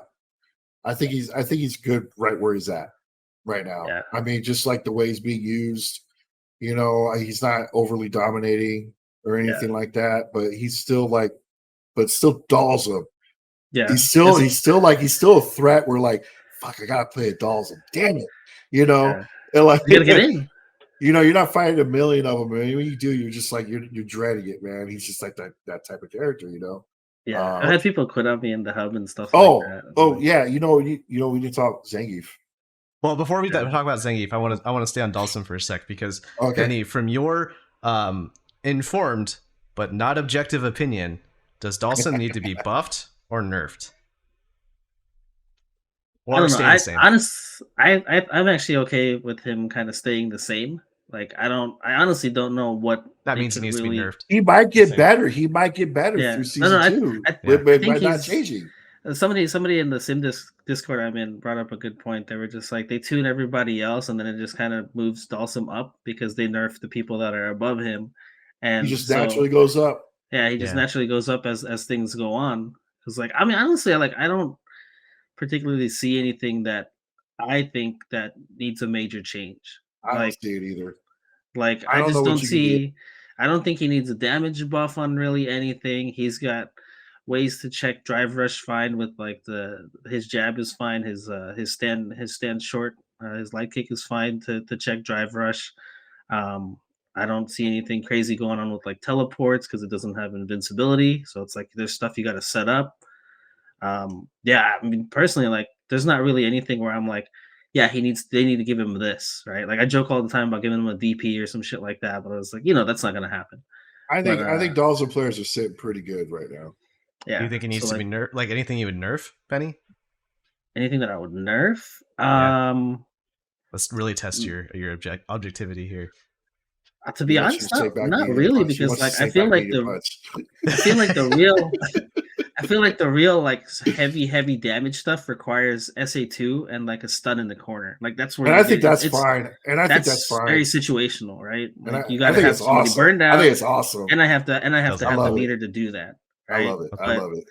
It's not something where I'm gonna be like, oh shit, he whiffed the thing. Here you go, here's 7,000 damage, right? That's not gonna happen. So I mean, yeah, honestly, I don't see anything. I can't think of anything personally. I think they need to change his SA2. That would be my one change, and that's more of a quality of life thing for people who have to fight it. For like it's a knowledge purposes? check. No, it's like if you when you hit, it's like here it comes, and then you stand up into it or something, and you have to do it crouching specifically to beat it. It's a knowledge check, and that can be kind of annoying. But I wanted to ask you too. I would make Maybe they make it lower. Maybe they make it lower. They lower the hitbox. I would make it so it's not active after a certain amount of time when he's holding it. I don't know if that would make it better or worse, but or if that would nuke the super altogether or not. But like leave it as a reversal. Because the thing is, I gotta hold it. Like that's basically like I'm making a choice with that too, right? It's like if I let it go, like then you could do something. But if I hold it, then you can hit me out of it and it doesn't even come out. You know what they should do? They should make it disappear if he gets hit. That would it does. Oh, if he gets hit, no, it does. If I'm holding it and you hit me, it doesn't come out. No. But once it's out, Now, if they made because sometimes it's like there's certain situations where it does disappear, and certain situations where it doesn't. I think when it goes off screen, there should be like an icon. Yeah. Like an like arrow. a versus game. Like an arrow, like it's just tracking it, you know? So you know it's there at least. Because there's times where like I'm hitting them and I'm like, oh, where'd it go? I'm like, man, I could have hit him harder. Oh, they did already make an adjustment to that because it was invisible at one point. Oh my before god! they changed it. It was literally invisible. Yeah, and people were like, "What the fuck did I get hit by?" And it's just like, "Oh yeah, we fixed this thing where the fireball disappeared." That's so funny. The last thing I have about Dhalsim, and Benny, I would say this for you. So like they put JP in a wheelchair, or to varying degrees of opinion on that one. Do you see JP players switching to Sim? Or is he too different in your opinion? No, I think he's way too different from JP because like JP still has his tools. Like the thing is like the amnesia thing's a damage nerf, right? From his escape, right? But he still has it. It's still an escape tool. It's just he doesn't get that crazy amount of damage after it. And he still does huge damage. Yeah, but he's still in got general. all the other In general, tools. he still does huge damage. Not off amnesia, but in general, he does. I don't think there people would gravitate to Sim if they played JP and he got nerfed even more. Like I don't think they would do that. I think they would find a completely different character to play. Because Sim's a lot harder to use. It's also a lot harder to land his damage. Yeah. Well, that is just like for some people, like just his walk speed alone. Like he doesn't, he's literally a zombie walking around, on the stage. Like you have to learn a whole different way to kind of move around with the teleports and the drills and stuff like that and the float. And it's not for a lot of people that they don't want that. They want the normal walk speed, whether that's Chun-Li speed or whether that's just like a normal, just have a normal jump. And strong normals, just strong normals into neutral. So if I wanted to play a keep away character and I didn't want to play JP, you wouldn't even recommend Sim. Maybe Guile or something instead. Yeah, I could see somebody like Guile. I can see Guile before Sim. Yeah, 100%. Just because of the movement. He's like, go play with your Tonka trucks, child. I will continue playing Sim. leave Sim to us intellects. Yeah, I told you that's the older refined Benny is the Sim player. Well, the theme is old men yell at cloud. So I'm actually gonna play in an online Rambat here in about 20 minutes. But the last thing I wanted to touch on, or I wanted to talk about, was the Quanba 2009 that Scott got, and then also the Punk Workshop leverless controller that you got, John. So if you want to tell kind of a little bit about what happened, what happened with the Punk Workshop stuff, real quick, John, and then we can talk to Scott about the Quanba 2009. Sure, I'll keep it short. I ordered the Punk Workshop. I forget what specifically model it was, but it's a pretty slim model. It's got magnets to open and close it really easily. Oh, that's cool. Yeah, but the issue that I ran into with mine is that they sent me one with a PCB that only works on PC. I paid $250 for the model that works in PS5, and it's got a Brook Fusion board in it. But instead they sent me the one that's $100 cheaper that only works on PC. So I brought that up. I actually had very low hopes about that and was like, well, shit, it's because they mailed it from China. And to Punk Workshop's credit, they responded to me right away and said, we'll send you the right one. They didn't ask me to send it back or anything like that. And so now I have two hitboxes. One works on PS5 and one works on PC. So they just sent you a whole other one instead of a replacement board? Correct. Yeah, I actually asked them. I said, hey, can you send me the replacement board? Send you back with the replacement box. Yeah, or alternatively, I'll do a PayPal charge back for the cost and just because I'm not trying to screw anybody. I'll just say, give me $100 back. Good on guy, PayPal. John over here. Yeah, but they just said, no, we'll send you the correct package. And I was like, is that a translation error? Because, I don't know if it's a Chinese company. To them, it probably wasn't worth. That's something I've had that issue with like Newegg sometimes where like they would send me the wrong RAM kit and they'd be like, yeah, just keep it because it wasn't worth the money. Yeah, Amazon does the same thing now. Like that's something I didn't know about with Amazon. I think in the last few years where we order a ton of stuff on there and then like if they need to return something, they'll just be like, you know what? Don't even worry about it. Yeah, because like if it was just the PC board, if that was only for PC, I think it was only like $25. Sure. Yeah. So it wasn't worth it to them. Yeah, but and all that. I have like 2 physical boards now, or 2 physical hitboxes now to work with. So again, I wanted to shout out Punk Workshop for excellent customer service. I think that's sick. That's sick. That's good on them. Yeah, I enjoy the product. The one thing, too, those they have specific buttons that they make, right? The Punk Workshop does. They do. Yeah. So how are you liking those buttons? They got a name. I think I forget the exact name for them. Like it's not They're not true switches? buttons. So there are mechanical switches, but the thing is, because the Punk Workshop hitbox is so like slim, like the switch, the container for the switch, which is the actual like button outside, is smaller and more compact. So it is like like I have to use Punk Workshop buttons from now on. I won't be able to even swap in. I have to like bend the connectors on other buttons in order to mod those in. But the reality is it's a mechanical button, and so all I have to do is change out the switch. So I could just drop in a traditional mechanical switch if I want to. As a player, I don't give a shit about mechanical buttons as much as like, the mechanical keyboard fad that's kind of taken over the FGC and the rest of the world. I think they actually are kind of mushy, but I also am so happy with the product that it doesn't really matter to me. I get it. The Age of Son was probably over for me. So what extra buttons you got on there? Let me actually pull. I don't know the actual name of the button model, but like it's not a new. It's stock still. It's so you can buy different button layouts. Yeah, you can buy. You can buy like I'll just show it on the camera here real quick. Yeah. You can buy a bunch of different layouts, and including like the traditional one. But what a hodgepodge! Yeah, so it's got 2 extra buttons, one up top and then one next to the thumb, and then the thumb button, the traditional jump button, has been shifted over to the left. So what do you have bound to those extra buttons? So for the thumb button here, I have that one mapped to jump and DI, and then my button that I formerly use for DI, which is my PPP button, I have that as a throw. One button throws are pretty handy. This top button here, I don't even use it. I haven't found a use for it yet, because like there's still Capcom Pro Tour rules where you can't have a button, like 2 buttons that do the same thing. They all have to be different. So like when I was learning Ed, I mapped it to KK so that way I could do easy dashes, but I don't play a character that takes advantage of that. So I don't actually really have a use for that top button, and it's there if I ever find one. Okay. Yeah, pretty cool. It's privilege, man. I got too many buttons to work with. What do I do with all these buttons? Yeah. You might just use it in training mode, like use it as training mode as like the reset button. Or I've done that. It's pretty handy for that. Yeah.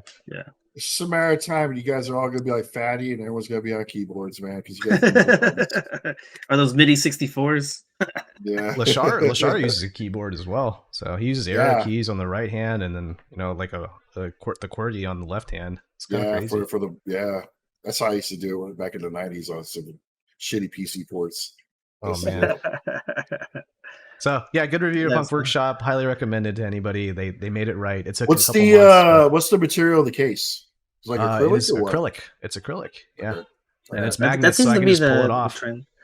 Yeah, that seems to be the trend with a lot of stuff. That's the for the dub controller from Johnny Fraze is all acrylic. I've seen some other people that have acrylic stuff. I was interested in the Punk Workshop stuff because I'm in his Discord and he's talked highly, or he's recommended those Punk Workshop buttons. Like, I think the only downside was like shipping issues, or like sometimes it takes a while to get stuff from them. But yeah, I was interested in your take on that, just because like when you posted that you were going to get that, I was just like, oh well, now I know somebody else that's going to be trying out those things.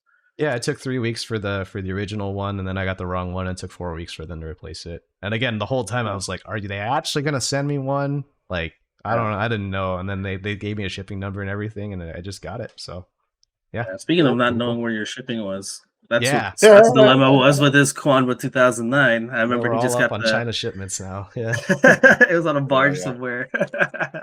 Yeah, just stuck in customs for like a month, but it's like I was expecting it when I ordered it. I ordered the 2009 on day 1 when they announced it. Actually, go back a bit and like just give us a rundown of what that is. Like, what is the Kwanba 2009 is essentially a fighting stick desk. So think of a desk. IKEA, dude. Yeah, just think of a desk and it has a stick built into it. Think of it like that. It's almost like View. So like imagine a Vuelix cabinet, but it's chopped off at the monitor and it's just flat. Yeah. Did you have to assemble it? You plop the monitor. Oh yeah. It came in 2 boxes. So one box was just the control panel for the stick itself. You could do it in 1-player or 2-player configuration. And then the second box is all the desk. And it's all metal, super sturdy. I mean, this thing is tough. Mm-hmm. It's heavy too. Very heavy. All black. It does come pre-configured for PC. But what's cool is the board on the inside. It's a big board, a lot of dip switches. It has a housing for any Brooks style board. Oh, okay. And so you can plug it. So if I want to add PS5 support, I can get the Brook Fusion board, right? And it has a spot for the 20-pin connector, all the extra headers, for turbos and all that. All the white headers that are on the Brook boards. They have headers for all that stuff, so you can use all the buttons on your control panel. Wow. Okay, so you can. It's really freely cool. moddable then. Wow. Yes. It's just a drop in. Super nice. And then on top of that, on the left side of the control panel, you have the 1, 2, 3, and 4, right? Mm-hmm. And a lock switch, so you can lock all the buttons, including start button, right? So you don't actually hit it. But what that does is it changes the mode of the board. So, like, if you put it in 1, it puts it in the Quamba 2009 X input mode. And then you hit 2, it'll put it in direct input mode. Because some games are very picky based on direct input or X input. X input being pretty out of date. And there's another 2. It looks like alternate versions of X input, direct input. I'm not really sure, but I think that's really cool. That's giving you all this versatility. One of the nicest things about it, though, is it's solid. If anyone's played, you guys have played on a candy cabinet, like the Versus City cabinets, Blast City cabinets, Vuelix and Chulix cabinets are exactly the same. When you play on them, they feel really hollow, really tinny. Yep. Because they're really thin sheet metal, right? And it feels cheap almost, right? Yep. You guys know what I'm talking about, right? Yeah, there's Vuelix at round 1 that I kind of like. They're okay. You don't like the feel of it. Yeah. Even when you buy the Hori Vuelix for the consoles, you like the big ass 1-player stick, it just has that hollow feel. I've never liked that feel. That's always been my complaint about candy cabs. This thing is rock solid. Maybe not like it doesn't have like a super rock solid feel of like the Victrix. Like that has a very soft feel when you slap buttons, right? But it's very close. So I like the feeling of it. It feels really good. I got a nice 32-inch monitor on there. It fits perfect on there. There's been some people that put a CRT on it. I've seen the CRT one. Yeah. So people put CRTs on it. They'll put like another, like, just to add more depth. They'll put another desk behind it that's flush with it, so they have more space. So they could do that if you have a really big CRT. So people have been doing that. You could also ditch the monitor stand. It's got enough room for clamps on the back, so you could use a mounting bracket and all that stuff. Really nice. It's super, super high quality. Love it. So it's basically I seen a lot of discourse on Twitter and stuff where people are like, what's the point of this? It's just a desk. Like, you can't even use it as a regular desk. And I'm like, and I think they're missing the point. It's like it's for people that like arcade cabinets, but don't want to have to deal with the hassle of an arcade cabinet. So, like in that case, I had a Chulix. I had a nice monitor. I had a custom. I had an aftermarket. I had a 32-inch, 165 hertz monitor, 1440p in there. Right. The problem was it's stuck in this enclosure. I have no access to the buttons or anything to the settings. Right. I see. I have no access to that stuff. Right. Yeah. And I can't just freely move it out, swap it out, or whatever. It's a whole ordeal. And then you have the speakers. I replace the speakers with some high quality speakers. You have to take apart almost that whole freaking cabinet just to get to those speakers. Yeah. So it's like unless you're like deal with arcade boards and have an actual Java setup or an official JVS setup, this is for people that want and like an arcade like experience, but it's going to be playing on PC or console, and it's just without all the headaches. And on top of that, moving this desk is a lot easier than moving a freaking cabinet. Okay. Yeah. Especially if you got to move it downstairs. Yeah, I saw the like Arcade Shot guys were added like caster wheels to theirs because they planned on moving it around a bit. So that's kind of cool. Yeah, man. So this is a really good compromise, and it plays great. The only downside is, and I've always been very vocal about this because I'm just not a fan, is the mechanical buzz, the gravity buzz. I thought that problem would have been solved because the panel was so solid and there's not much vibration going through there, but they still accidentally trigger. Yeah, you gotta hit the buttons pretty decently for them to accidentally trigger. But the fact that it's there is a problem to me. And I am an old man. Are the buttons too sensitive then? I think what it is the switches are just way too sensitive. Okay. You know, and I'm an old man, hence the title. I come from an era where we played on American cabinets where you had to hit buttons harder. Yeah. And when I do like clutch DPs or something, I'm going to hit those buttons fast and hard sometimes. And I've noticed it because I remember I used it last time. I was like, man, I swear I just hit fierce. Why am I getting a DI all of a sudden? Yeah. I saw that. I saw that a lot. I saw that video, the most recent video you posted with that panel, with the Quanvo panel. And just the fact that you were like pressing one button and like 5 inputs were coming out, and I was just like, yo, that sucks, dude. And they're like, well, just don't hit the button hard. I'm like easy for you to say, dude. It's like even if you're not hitting the button super hard, that has to be creeping in the back of your head when you lose a match. You're like, I didn't do that. I'm like, you probably didn't. It was probably the buttons. Yeah, it's because I could do that. I throw in a Sanwa or I throw in a Simitsu in those sticks, in those panels. I can hit the damn panel with a sledgehammer. Those buttons will not activate. Yeah, they will not activate. Yeah, I'm a Sanwa guy, so I mean, I don't know. I'm still looking into that panel. I might still. It's nice. I really like it. Desk. I really, really like it. I think it's really sick. I know like something that a lot of hobbyist arcade players, not necessarily competitive players, do is they like load up a Raspberry Pi and then plug it into like a controller. And there's plenty of room in the control panel. There's plenty of room inside the control panel, and then there's little divots where you can actually have cables running out of it through the back and all that. Okay. So you can keep it. Yeah, you can really have it self-contained. Nice. You can put in like one of those. You probably have enough room to put like one of those mini Lenovo. What do they call them, man? They're like really small form factor PCs. Okay. For business use. You can use that. Could you put a Steam Deck in there? You could. You can fit a Steam Deck in there. Nice. Yeah. Okay. But yeah, you get like one of those. You get like one of those cheap, like refurbished Lenovo's that are really thin, you know, and then you just put it in there. There's your 5K setup, or just your main setup, or whatever.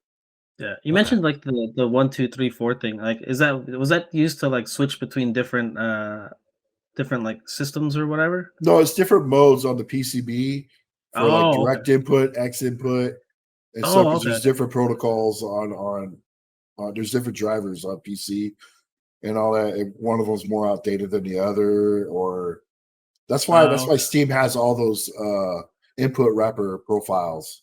Yeah, because it's all whether it's direct input, X input, you know. So it's good. It covers all the compatibility. So you're covered. Could you describe to me like what the ideal consumer would be, or the ideal audience for this cabinet? Arcade players. People that like the arcade experience. Okay. Yeah. That's how I would look at it, just because it's built into the desk, right? Because like everybody else like typically plays on their lap, right? Like nowadays. Now I would not. Now, like one of the biggest complaints is like, how are you going to use it as a desk? I was like, well, you don't. Yeah. This is a design to. You're not going to use this and play like. I'm also going to use this desk to play FPSs on and stuff like that. No, it's not for that. Because they're seeing the control panel, right? And then in between the control panel and the monitor, they'll see like a keyboard and mouse. I was like, no, that's for me when I'm when I need to use PC functions, like or chat. I'm gonna chat really quick on Discord. Hey, I'm going online, or set up stuff with 5K or just quick stuff, Yeah. That's what it's used for. And like I have it in my bedroom PC. That's all that PC is used for. Is that PC is used for that setup. Otherwise, anything else I play on that PC, I'm playing on my OLED on a controller. Or if I really do need a keyboard mouse, I could get a portable. I could get like a wireless table one. or something. But I don't use it for like FPS games or real time strategy. I'm using that for like console style stuff and fighting games. So what would somebody interested in like an arcade 1-up cabinet? Like would you recommend this over an arcade 1-up cabinet for? 100%, because the big thing is arcade 1-ups, they're like damn near more expensive now. Yeah, and they're cheap. That was the thing going for them before, right? Is like they were a cheaper alternative. Usually like $300. Now they're going up to like $800. Yep. I bought that thing. I bought this thing for $700. The quality's top notch, and then on top of that, you just drop your own PC in and play all the games that arcade 1-up has ever put out there at a much higher emulation quality. Because arcade 1-up quality is not good. It's trash. The emulation is trash. Everything about it is trash. I've seen those cabs and like they're not really high quality. The arcade 1-up stuff. It's like particle board kind of feel, like the panels and everything. I've seen like the sound things be all messed up, the switches and everything. Like yeah. Like, I mean, it's cool seeing artwork and all that stuff. I'm like, all right, that's cool, but nah, man. Yeah, I see casual friends. Yeah. Oh yeah, I see casual friends all the time. They're like, "Oh man, that Street Fighter cab," and I'm just like, "No, you don't want that one." And they don't know any better. It's capitalizing off people's nostalgia and their ignorance. Exactly. Well, shout out to our sponsor, Arcade 1-up, for the glowing review from our old men on the podcast. But yeah, I love it. I love it though. But I love my 2008. If it's cool, Benny, I'd like to transition to shout outs. Do you have any shout outs on the way out? We can actually go longer because like I messed up the time. My time's like, hey, we never talked about Zangief, by the way. Yeah. You want to talk about Zangief? No, my time was way off because like what I'm playing in is with my Alaska friends, and they're 2 hours behind, and I mixed up all the times, and I was like, we're starting in 15 minutes, and I was just like, hold on, I was like, we're not starting for like 3 hours, so like I was fucking way off. Also, players can't do math, dude. It's too busy. That's an old man kind of thing. Yeah. Let's talk about that. Well, actually, let's go back to Zangief. What do you want to talk about Zangief for, Scott? Like, what's different about him? I'm curious to see how he's gonna do, man, because I like his damage routes now. Yeah, like the OD lariat stuff, or dude, like people are finding out some cool drive rush combos into level 3s. And then, I think that was a huge thing because it's like you don't have to rely on conditioning for a command grab, right? Or like some crazy whiff punish, in that range in order to land that. Now you could just be like, oh, you fucked up. Here, let me do this and the OD and the level 3, and it's like it gave you a little bit of Street Fighter 5 back. It gave you a little bit back, a compromise. So, I think it's gonna help him out. Yeah, and the level 1 fix I think was huge. I think it needed it really bad.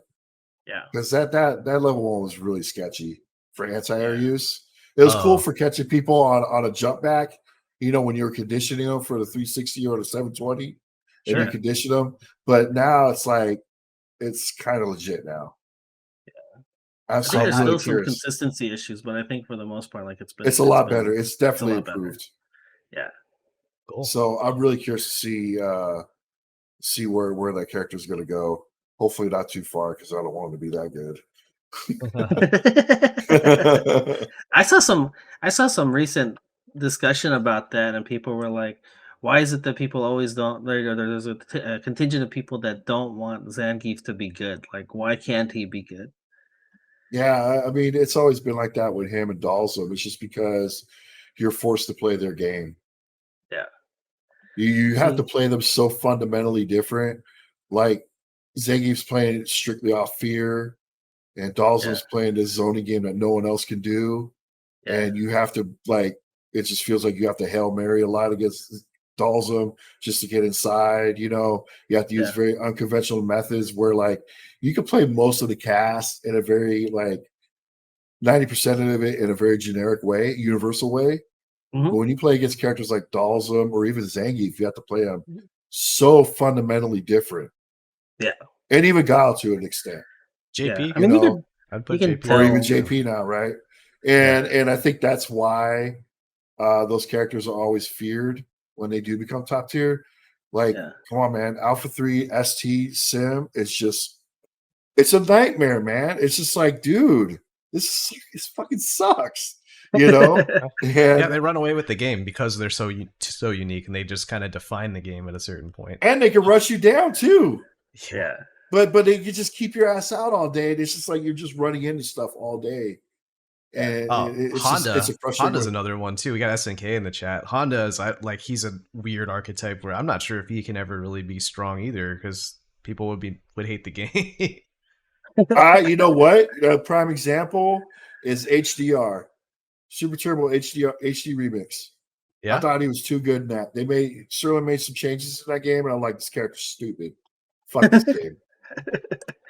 Oh yeah, because he had the jab fireball or the jab headbutt that like 8 the jab headbutt right? was a big problem, and then Fierce Hands was way too easy to do, and it led to some really crazy BS that anybody could do. It was ridiculous. That character was so stupid in that game. Oh man, yelling at Cloud. Girl, you Honda. Old man yelling Honda. But it just depends on how they do it. I'm not necessarily against them being top tier. I guess it just depends on how they end up being top tier. Yeah. You know, that's why Akuma gets away with it, right? Everyone's like, well, it makes sense. It's Akuma, right? But why does it make sense? Yeah, why does it? It's so gotta make sense. In terms of Honda, so that's a good discussion. Like, I guess we can kind of end on there. Just in terms of season 2 and like what's coming down the pipe. Like, what Honda's the worst, I think.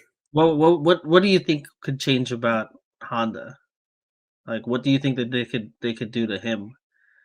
Yeah, I said it though. I do think Honda is probably the worst character in the game now. No, like, but I mean, like, what do you think? What kind of changes do you think that they I know. I'm just leading it off with that. Yeah.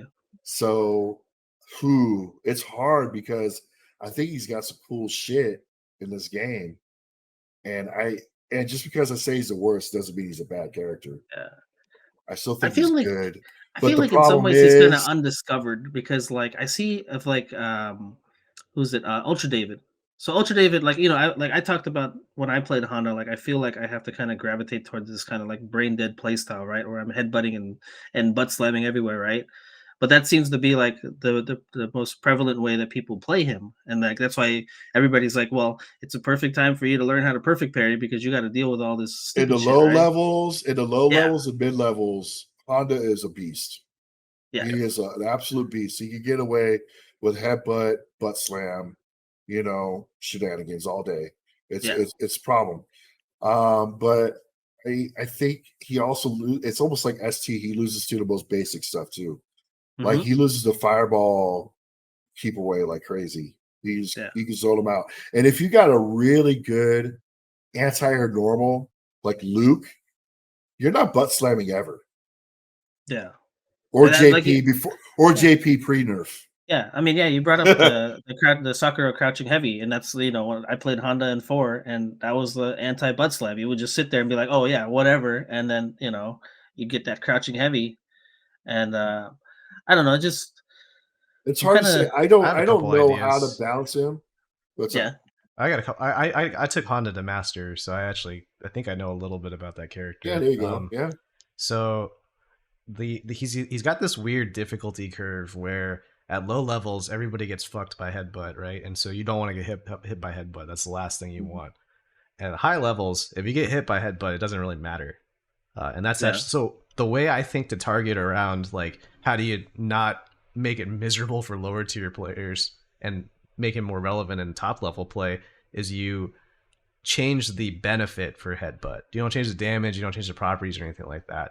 And this is going to ultimately what I'm leading to is, like, headbutt is really good for corner carry. You don't get Oki. You don't give him fucking Oki off of headbutt. Yeah. But if you get him to the corner, I think Honda should be rewarded more. And so this is a really vanilla suggestion. Give him a throw loop, and that's it. Don't touch anything else. Does he not have a throw loop? No, he doesn't. Chun and Honda are the only two characters that don't have throw loops in the game. Yeah. Marissa does, but she needs to burn Drive Rush for it. I'm trying to visualize. I'll try to visualize where he's at when he does command grab too. No, you don't get Oki off command grab. I know. I'm just trying to visualize in my head where he stands when he finishes it. Yeah, it's a little. It's kind of like where Ken's throw puts him right now, but Honda doesn't have the way to like walk up and do it again. Close the gap, yeah. So it's if you give him the throw loop, like because he fundamentally plays a different game than everybody else because he's trying to burn you out. He actually wants you to block the headbutt more than anything else. Right, and he's good at that. He's good at eating your guard bar or your drive bar. Right. But it's just Marissa's better at it. So but then you look at like Blanca, who does it better. He's similar he's similar to a Honda. He's similar to Honda, but he does everything better. I think they didn't give him a throw loop on purpose because he's a grappler in a way. He has a command grab, but at this point in the game, like it's a boring solution. Like it doesn't actually like change the character enough to make it interesting because people don't like throw loops. People think throw loops are boring. But if you want to make him relevant at high level, just give him a throw loop. And then if you get hit by headbutt, then it feels more punishing because you get closer to the corner where he can do that shit to you. For all you know, it could be the simplest thing, like just giving him little bits of extra damage here and there. And maybe that could be it. He does a pretty good. He does a lot. Low tier players would be pissed about that, right? Because then they're dead before like even learn how to fight against the character. Yeah, he's hard. Yeah, bouncing's tough. Yeah, he's just one of those other characters that's just hard to deal with, hard to on a bouncing. I don't know, man. I don't because I think I still think Honda's good. Yeah, I like I said, I feel like he's kind of undiscovered. I don't think a bad character. I don't think a bad character exists. I just think like everyone puts like Lily, Zangief, Banan below, and I don't think so. I think they all got something that's just I don't know. They just play different games than everybody. Yeah, else exactly. Does, Yeah, they have different kind of strategies to accomplish kind of the same thing. Because once Mano gets her medals going, then it's just like 3 grabs and you're dead. Like that's a whole nother ball game. And then Lily's got she's got a simple game plan, but it's a pain in the ass. Marissa, Lily, and Honda all play the same game to me, and they're targeting burnout more than anything else. Which is the equivalent of going for chip damage in the old games. So it's just that's not super effective in the current meta of the game. Yeah. But I guess the final thing is, and other than besides the characters, are there any kind of like quality of life things, or are there any other things that you'd want changed? Like I love the general game. I love the addition of that regional setting now. Mm-hmm. Yeah, same here. Yeah. Like I've been playing. I don't know how well it's working yet. I mean, obviously, I set it to worldwide. When you have it set to 4 bars, obviously, you're not going to get worldwide players, but at least see how far it expands out. And I played because when I only play in the mornings, right? And I do see the same people all the freaking time. Yeah. And then I actually ran into some different people that I've never played before. Yep, it could have been just a random coincidence or something like that. I have to see it long term, what it's really doing. I might drop it down to 3 bars just to see what it really reaches. And then but I thought it was cool. I played nothing but players I've never seen before. Yeah. Even though it was for like an hour.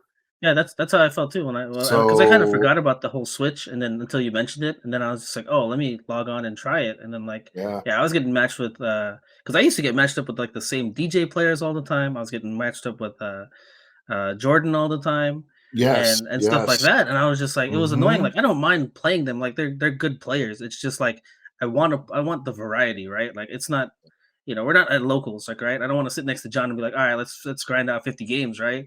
Like I don't want that in my ranked experience. I want to play like whoever's out there. Yeah, so like right now, there's no reason to not just put it to worldwide because you're still filtering by connection quality. Yeah, but But I'm glad they put it in there. I'm hoping it is working correctly. It seems like it may be. I mean, you could run to the same problem. I don't know, and still run into the same people. I don't know, but yeah, I don't know. I might start. well, we'll see. We'll see. tracking. It's too early to say, but I welcome the option at least.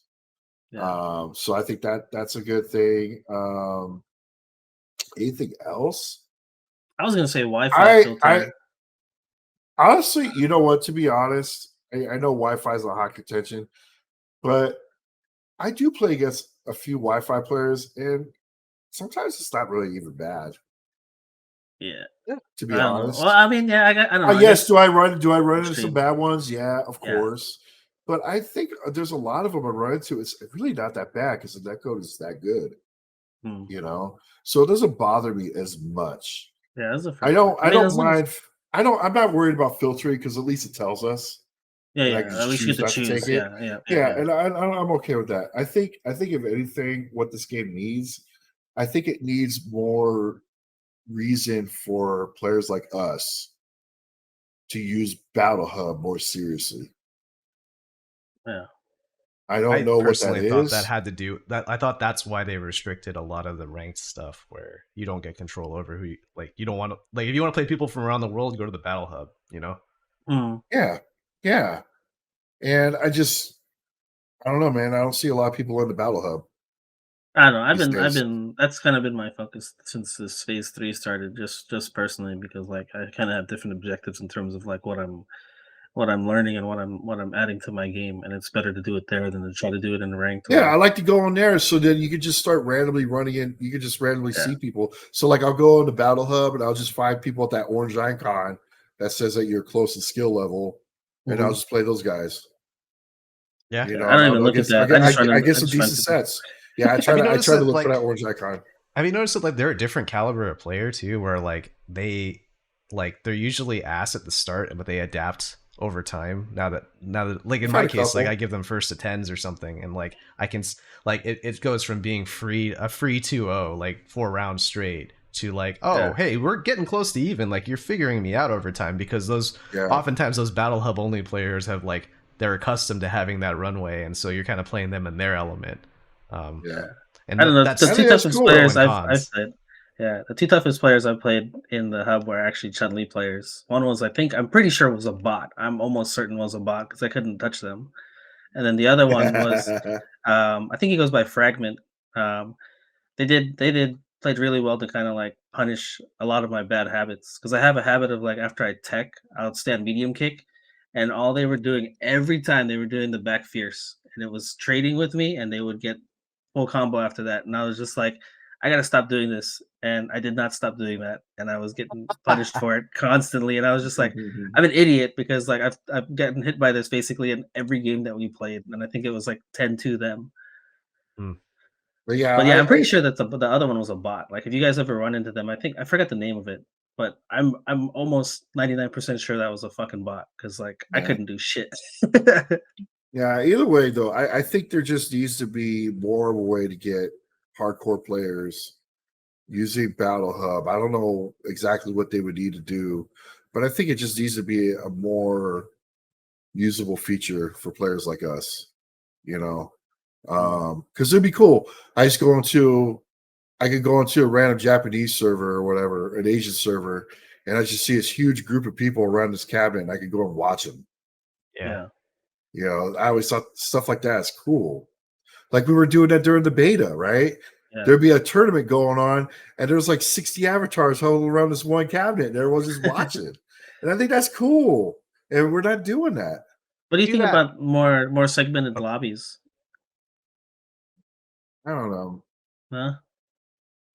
I think like, so like, let's say like we're running a tournament. I think that'd be cool if we could have like our own little Battle Hub lobby where all the players meet up. Oh, you mean like integrated in game? Yeah, like integrated in game. I could create my own Battle Hub server for tournament use. If you're entered into tournament, you're in there, and then anyone could just watch whatever. Oh man, that would be fucking stuff cool. like that. Like, if you could just like if you have the custom rooms, right, and you have the code, be like, all right, I created the tournament. Like, well, this is we the do that entry at code. Fightcade. Like, we Like, do this that is at the Fightcade. code. If you're a Patreon, you can create your own custom room. That would be fucking cool. If they And you could give integrate everyone the tournament that way. code. Yeah, I think that'd be cool, man. Just stuff like that. And again, I always say it over and over again: a real tournament mode that like TOs can use. That's built in. That's exactly what I'm thinking about. It's just like, hey, we're gonna do an online tournament for AZ locals. Like, here's the code, and then people Here's enter. the bracket. And then, like, brackets built yeah, in. the brackets generated automatically, and then We it have the queues up rules people all set. automatically. Yep. And then like the finals, it's like the tournaments that you do at Capcom. They play on the big screen, and shit like that. I think it's all there. Yeah, it's all there. So it's just to find a way to get it to all come together. Whether I don't know if they're even thinking about stuff like that or whatever, but I don't know. I just think there's still a lot of work to be done in the online world to make it even better.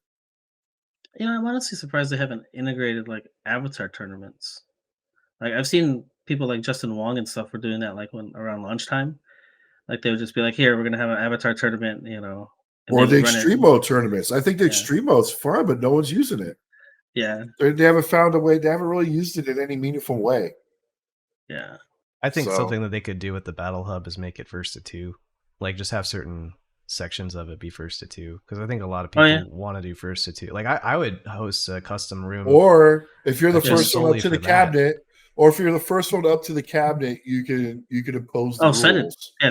Make settings that way. That'd be cool. Yeah, because the tournament mode as it is right now, like it is first to two, and then you play it on the Battle Hub cabinet, so like it's clearly there. Like they can do it. It's just not an option. Yeah. But I also get it from, you go to. They're trying to do like the Japanese arcade feel of like you got first to one each shit, Yeah.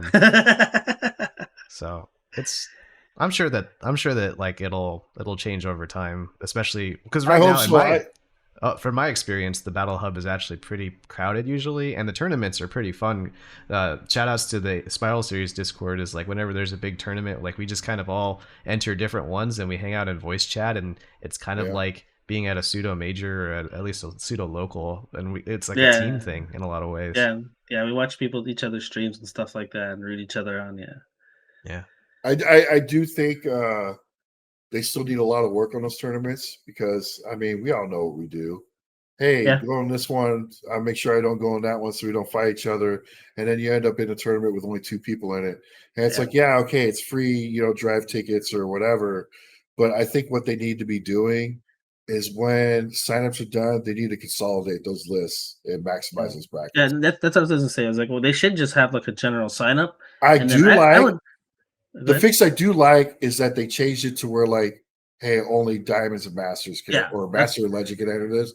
But once signups are done, they just need to ask you, do you want to sign up? Yes. And then they make the brackets, and then they fill all the brackets up. Yeah, that's exactly what I was going to say. It's like, just do a general sign up, and then if you wanted to segment certain players, then be like, all right, we're going to put all the iron players in this one bracket. Not interesting. Yeah, it's not interesting the way it is, because I just go in. Oh, there's only one person in here, and it's like, cool. I'm in grand finals, and I won after playing 2 easy games, And it's okay. It's cool to like get all that shit, but it's like, it's more fun. It's more fun if you like earn it. Yeah, I take those drive tickets. I played one match yesterday, and then the finals disconnected, and I got 2,500 drive tickets. And you did nothing. All you had to do was sign up and show up. Yep, I played one game. Participation badge. Good job.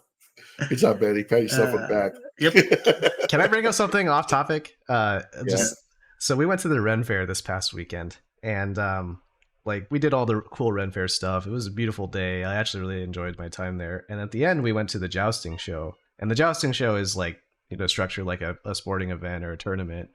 But the issue is that it's like wrestling more so, where it has to be staged. And so what ends up happening is like they're doing the joust and getting points and stuff and like hitting each other, like the shields on each other and whatnot. But it's kind of random in how that works. And so then they call audibles, and like certain players act out, or like not players, but like the knights would just like do something unknightly, and then they would get a penalty, so that way the very last joust there's something on the line, right?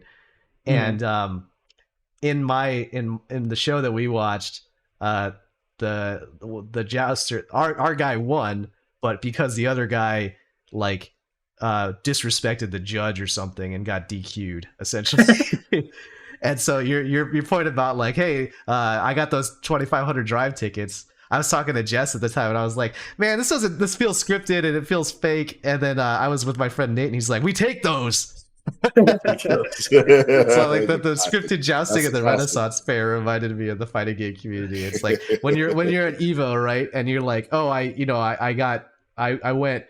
went 2-2, but in reality, I got 2 buys because nobody showed up." Do you tell people that you went 4-2, or do you tell people that you went 2-2? Hey, and the first was it 2016? The first Street Fighter V one. I got out of my pool because the one Japanese player that I saw that was registered in my pool, he was going to be my third opponent. He didn't show, so I didn't have to play him. I played somebody. I got past that, and I played whatever the winners final of the pool, and then I got out. But it's like, hey, to me, I got out of the pool, so that's not my fault. But do you count that to your total score? 5-0? So who cares if I'm 5-0 and I didn't play anybody? Yeah. My Marvel bracket one year, I was technically 2-2, but those were 2 buys, and then I played 2 more Doom teams, and I was just like, I didn't really get to play at all. You went 0-2, but technically you had 2 buys, so you tell people you went 2-2, so that way you don't have to tell them you went 0-2. No, I tell them I didn't get to play at all because I played more Doom. Okay. Nice. It's a good answer. It's a good answer. And that was a shit show, that Evo, because like I was waiting around for like 45 minutes, and I was like, why don't you guys DQ these guys? And they're like, they're coming. And I was like, they're not coming. It's fucking 45 minutes in. And then they finally DQ'd them, and then like the first person I sat with was like, I saw them pick more Doom, and like I play Hulk, and I was just like, what the fuck, man? Oh man, good times. Oh hey, there's one more thing we didn't talk about because you guys didn't cover last time, because 2xKO server based. Oh, server based. Oh yeah, you brought that up in the chat we were in. Yeah. So I'm really curious to see how that's going to work. No, so is that more similar to kind of like I know with Call of Duty they call it like centralized servers. Yep. Versus the kind of the peer-to-peer thing that Call of Duty does, because like I don't know, like we do, like fighting games are peer-to-peer. Yep. Yeah. So like typically, like with Call of Duty, it'd be like there's one person that was like designated host, they'd have a host advantage, everybody else gets kind of fucked, gets a slight delay. But then so what you're saying with 2xKO, I'm trying to think of that, Project L. So they're gonna do basically when me and you play, we're gonna connect to a server, and then that's gonna be our connection there, right? Yes. So it is gonna be the middleman, right? Yeah. It's for fighting games, that's a horrible idea. Yes. Horrible. It's horrible. There's a reason why we don't do it. Kylera was that way, right? Granted, yes, okay, I could connect with someone from the East Coast, and you don't have to really deal with the ping mostly from the person to the master server, but it's still you're just dealing with another connection, right? It's not good. But what they're doing is they're adding delay-based netcode to the master server as well. It's some new stuff that they've been working on. And I wonder if this is what's been taking up a lot of their dev time. Just trying to get this system to work. I don't know what they're going to. So, like, because now think about it, because he's talking about you're not going to have to worry about your opponent being on Wi-Fi, which is true when you play on like games like Counter-Strike back in the day, or Unreal Tournament, Quake, when you had dedicated servers, right? You had a server dedicated servers. That's what I was thinking. Yeah, you'd have a server that you want to jump into, and it didn't matter what their connection was, really. They could have 300 ping. Their experience was not going to be great, but yours is going to be fine. It didn't matter to you, And it's really going to be curious to see how that's going to handle. I don't know. So I think they have a couple things like advantageous for them in that they're building the game from the ground up, and so they can design with that in mind. Like Kylera is a good example of when it didn't work because you were playing games that were designed not even for offline 1v1. But it was online, or sorry, not even for online 1v1, but for offline 1v1, like people playing out next to each other on a cabinet. So the game was balanced or quote unquote balanced, more like designed around that. They have this added benefit because I remember thinking about this after you brought that up, Scott. The game is actually it's 2v2. So like I was going to bring that up too. Yeah, you have to have a middleman because you have 4 people connecting to the same thing. You can't have like having 4 peer-to-peer in 4 different states to manage at the same time is going to be a nightmare. Harder. Yeah. So you have the server manage all of that. Yeah. Right. Yeah, and I was going to bring that up too. I was going to bring that up as well because that was the one thing that was nice about Kylara is that they have 4-player hacks, so we could play Extra versus Street Fighter 4 players or 6-player KOF. And stuff like that, and because it allowed it because of the master server, it was an advantage to that. And we have like multiplayer right now in Street Fighter 6 with like team battles, but even then it's only ever one versus one, and then the match ends, and then it cuts to the next one, and it connects the other 2 people together. But for 2XKO, it's like no, you have people tagging in and out constantly. You have like I think. Yeah, both players are switching in and out throughout the game, and so like they have everybody has to be connected at the same time. But to be fair, we were doing this shit in Cross Tekken, and Cross Tekken wasn't known for its netcode though, right? Like it was okay, but it was rollback. It was rollback. It was okay. Was it okay? Yeah, it was I remember rollback. all the sound artifacting being a problem too. Yeah, they fixed that. That was a problem at the beginning, and they fixed that because the sound wasn't rolling back properly. Got it. So it's causing a lot of artifacts. But they did fix it, and it ended up being pretty good. But you could play 4 players on that. So it was possible. And I think it is possible on Dragon Ball FighterZ. Can't you do 6 players online? Because it does have that game had delay-based netcode. It did have delay-based netcode. I don't even know if the new team battle has because they just released it with I don't even recently. know. Yeah. But either way, having a dedicated master server does alleviate some of these problems. Yeah, it's just going to be interesting because it creates new ones, and I'm really curious to see what they're going to do. Tom and Tony Khan, those guys are very smart, and I think they're going to find. I think they found something probably. It's going to push this stuff even further. Yeah, this would revolutionize the genre. Realistically, if they do it right, and I think they will do it right. I don't think they're going to release it and it's going to be trash. Yeah, they know what's on the line. They know what's at stake. Yeah, if it fails. So I bet you that's what ate up a lot of their early dev time, which is getting that engine and getting that network up and working properly. Mm-hmm. And now they got it established. Now it's like feature set and they get building the game itself. So because obviously, it's like you said, you have to at the initial concept, you have to build that engine around that netcode. Yeah, not build the netcode around the engine. Yep. And so maybe there won't be maybe there'll be 10 frame links, or maybe there won't be links at all. Like it is a versus style game, so everything Gatlings, right? Maybe there won't be really intense air dash combos or anything. They can design the game around knowing that constraint. Yeah, it's going to be interesting. I'm really curious to see how it's going to work out. What kind of new features that we haven't seen before.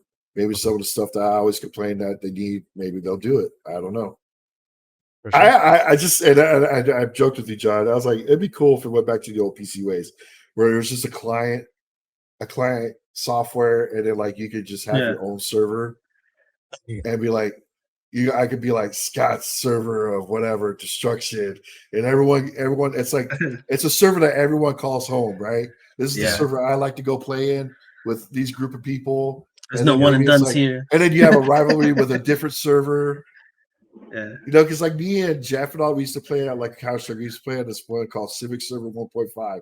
That's where we all got together and we made a community in that one server. But then we go play other people on other servers and go challenge them, almost like an arcade style, And I miss that because PC games don't really do that anymore either.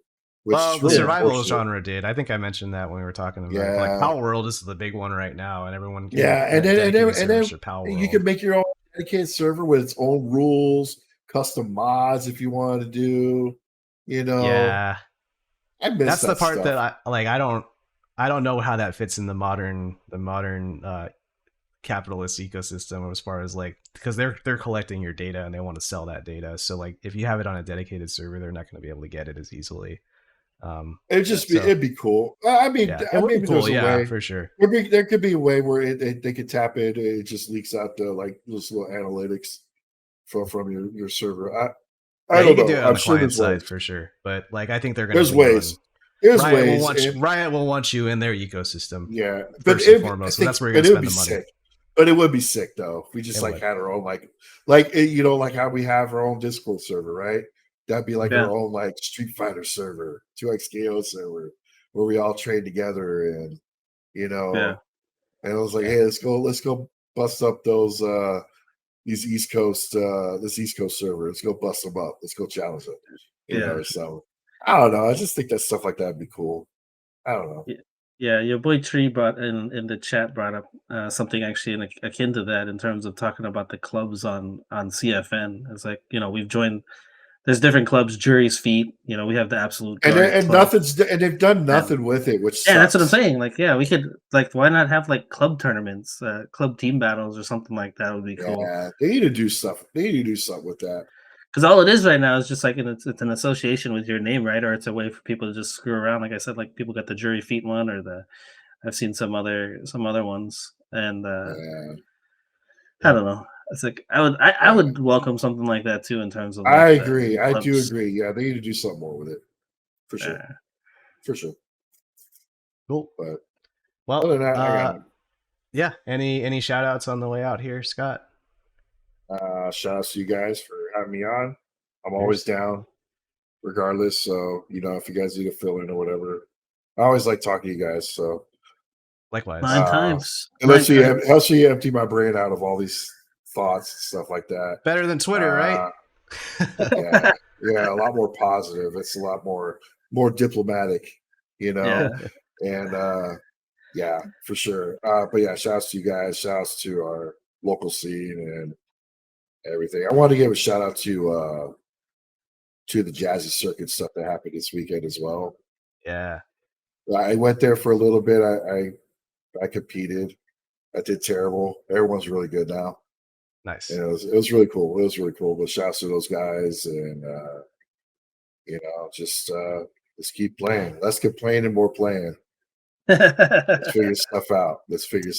You know. Cool. I'm always playing in the morning. So if you guys want to play me, let me know. For sure. Yeah, I'll see if I can like pull aside some morning time, like maybe block off a meeting or something. Cool. All right. Well, this has been the Absolute Guard Podcast, episode 74 with Jon, Benny, and Scott. You can find us on Twitch at twitch.tv/Spiral Series, YouTube at youtube.com/Spiral Series, and on Apple Podcasts and Spotify under Absolute Guard. Thanks everybody for tuning in. We'll see you next week. Peace. There we go.